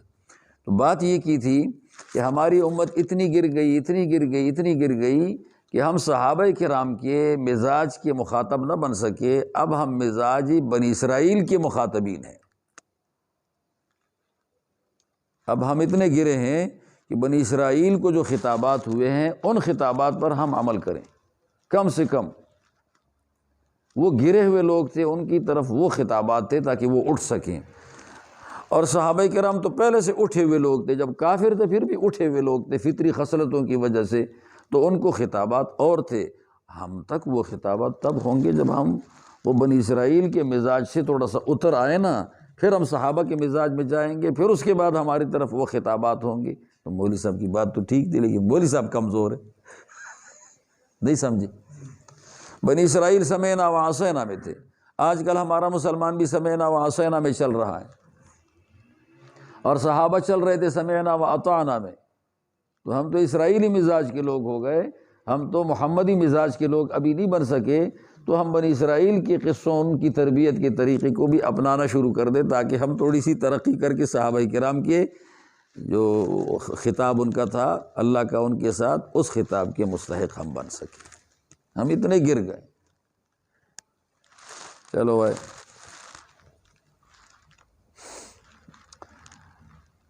وَأُشْرِبُوا، اور پلایا گیا تھا، فی قلوبہم، ان کے دلوں میں، العجلہ، یا مضاف محذوف ہے، حب العجل، کیا مضاف ہے؟ حب العجل، بچڑے کی محبت، بکفرہم، ان کے کفر کے سبب سے۔ باقی میں آپ کو پہلے بتا چکا، دیکھو کسی کام میں آمادگی پہلے ہوتی ہے، کام بعد میں ہوتا ہے۔ یہ کفرہم آمادگی ہے، تو حب العجل کیا ہو گیا؟ مقصد ہو گیا نا، وہ کفر آ گیا۔ مثلا ایک آدمی ہے، وہ کافر ہو چکا ہے یا فاسق ہو چکا ہے، تو اب بدھ کے ساتھ اس کو محبت لگ گئی۔ ایک آدمی فاسق ہو چکا ہے تو بروں کے ساتھ محبت لگ گئی۔ ایک آدمی اگر فاسق نہ ہوتا تو اس کو بروں سے محبت کبھی نہ ہوتی، کس سے ہوتی؟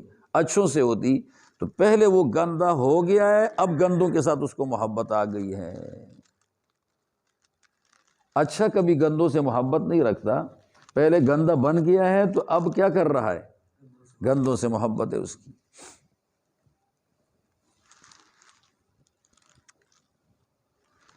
اچھا آگے جاؤ، قل کہو بئس ما یامرکم بہ ایمانکم، یہاں بئس بھی وہی ہے، ما شیئن کے معنی میں ہے، بئس میں ہوا ضمیر فاعل ہے، بئس ہوا شیئن، بدترین ہے وہ چیز ہونے کے اعتبار سے، یامرکم بہ ایمانکم، یہ یامرکم بہ ایمانکم مخصوص بالضم ہے، بری چیز یہ ہے کہ جو تمہارا ایمان تمہیں حکم دیتا ہے۔ ہمارا ایمان ہمیں حکم کیا دیتا ہے وہ اور ہے، وہ ہمارے اصول ہیں، ان کا ایمان حکم کیا دیتا ہے وہ اور ہے۔ ان کا ایمان ان کو حکم دیتا ہے تورات بدل ڈالو، فراڈ کرو، اسکیمیں پاس کرو، ظلم لو، لوگوں کا مال چھینو، یہ تمہارا ایمان تمہیں حکم دے رہا ہے۔ ہمارا ایمان حکم دیتا ہے کسی کا مال مت لو، جہاد میں جو ملے وہ ٹھیک ہے، جہاد کے علاوہ کافروں کا مال بھی مت لو۔ دیکھو ہمارا ایمان کچھ اور حکم کر رہا ہے، ان کا ایمان کچھ اور حکم کر رہا ہے، پھر یامرو کی اس کا فاعل ایمانکم بن گیا۔ یہ ایک بات یاد رکھ لو، عبدالوہاب صاحب فرماتے تھے طاقت آتی ہے تو تقاضا آتا ہے، طاقت آتی ہے تو تقاضا آ جاتا ہے، نہیں سمجھے؟ ایک لڑکا ہے وہ چھوٹا سا تھا، اس کا آلہ تناسل تو ہے لیکن طاقت نہیں، تو اس کا تقاضا ہے کہ شادی کرے، لیکن جب بڑا ہوگا اور اس کے اندر وہ ابھار پیدا ہو جائے اور وہ قوتیں جاگنے لگ جائے، اب آ گئی طاقت، بالغ ہو گیا تو تقاضا شادی کا بھی پیدا ہو گیا۔ شادی کرنے کے بعد طاقت استعمال ہو گئی تو تقاضا اولاد کا بھی ہو گیا۔ صحیح ہے؟ کھانا کھا لیا تم لوگوں نے، سب نے کھانا کھانے کے بعد یہ اندر ہضم ہو گیا، فضلات بن گئے، تو اب یہ فضلت تب آیا ہے کہ کھانا کھایا ہے نا، ایک طاقت آ گئی، معدے میں ایک چیز آ گئی ہے تو تب فضلہ بن گیا، پانی پیا تو تب بنا ہے۔ کسی بھی طاقت کے آنے کے بعد تقاضے پیدا ہو جاتے۔ ایمان ایک زبردست طاقت ہے، پھر ایمان تقاضے پیدا کرتا ہے، تو اگر کسی کا ایمان بگڑا ہے یہودیوں جیسا تو اس کے تقاضے بھی غلط ہیں، اور کسی کا ایمان ٹھیک ہے صحابہ جیسا، مسلمانوں جیسا، تو اس کے تقاضے بھی ٹھیک ہوں گے۔ طاقت آئے تقاضا۔ چلو یا جی عبدالوہاب صاحب علماء کے ساتھ زندگی گزار چکے ہیں نا، سارے علماء کی نصیحتیں سنتے تھے، بات بڑی کمال کی ہے، کمال کی بات ہے۔ ہاں، ان کنتم مومنین، اگر تم ایمان والے ہوتے، مومن ہوتے، تو تمہارا ایمان تو تمہیں بہت برا حکم دیتا ہے، ایمان تمہیں ایسا حکم نہ دیتا۔ قل کہو ان کانت لکم الدار الآخرۃ عند اللہ، یہودیوں سے کہا، انہوں نے کیا کہا ہوا ہے؟ 40 دن تک تو ہمارے یا ہم جلیں گے، چونکہ ہمارے بڑوں نے بت پرستی کی تھی، 40 دن کے بعد ہم جہنم سے نکل کر سیدھے جنت میں جائیں گے۔ اولادی انبیاء بھی کبھی دوزخ میں جل سکتے ہیں؟ یہودیوں نے کہا۔ اللہ تعالیٰ نے فرمایا اگر جنت واقعی تمہاری ہے تو یہ جنت کتنی اچھی جگہ ہے، اسپیشل ہے، پھر تو تمہیں بڑھ چڑھ کر مرنا چاہیے، موت مانگو، خدا سے دعا کرو یا اللہ جلدی جلدی موت دے دے کہ ہم جنت میں چلے جائیں۔ جب کہ تم میں سب سے زیادہ ہر یہودی 100 برس، 200 برس، 300 برس کا حریص ہے۔ معلوم ہوتا ہے، تمہیں بھی معلوم ہے کہ ہماری اگلی زندگی کباڑا ہے، اس لیے موت نہیں مانگتے۔ حدیث میں ہے کہ اگر یہ یہودی موت مانگ بھی لیتے نا، اللہ ان کو موت دے بھی دیتا اور جہنم میں جلا بھی دیتا اور جلتے رہتے، لیکن انہوں نے تب مانگا نہیں ہے۔ چیلنج کے موقع پہ اگر مانگتے تو اللہ دے دیتے، چیلنج ہے۔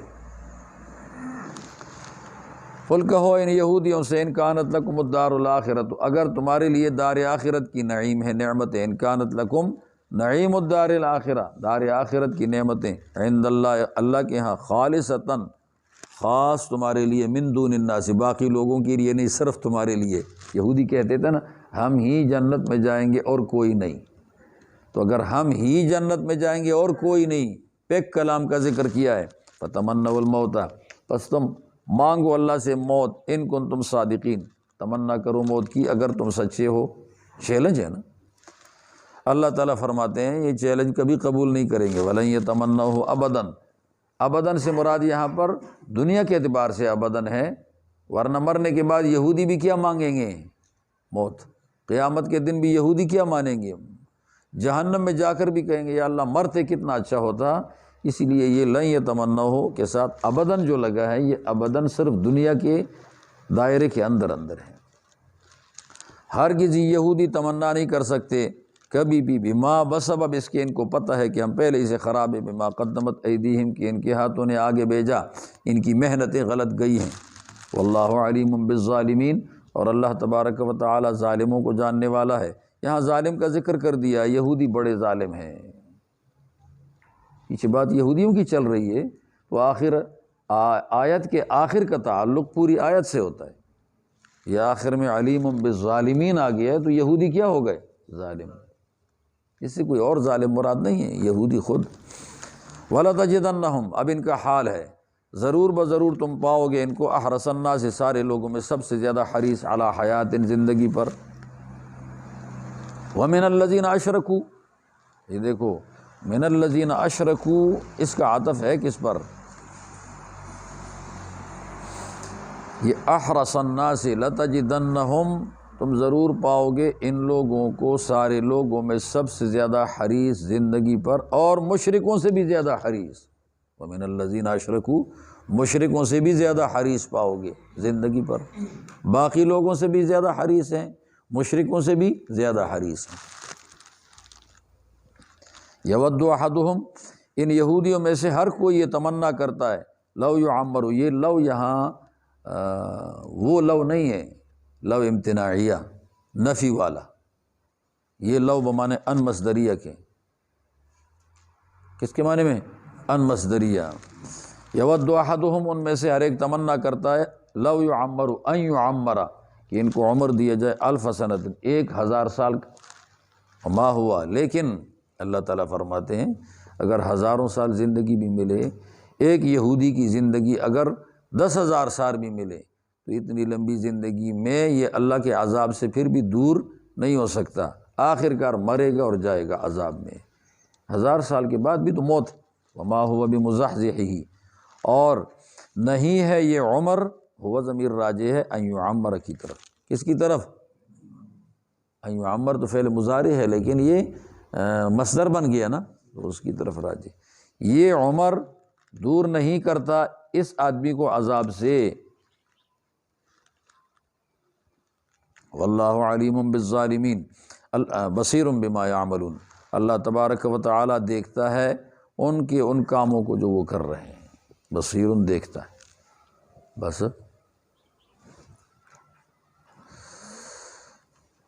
ٹھیک ہے بھائی، آج تھوڑا سا کچھ ہو گیا زیادہ میرے خیال سے۔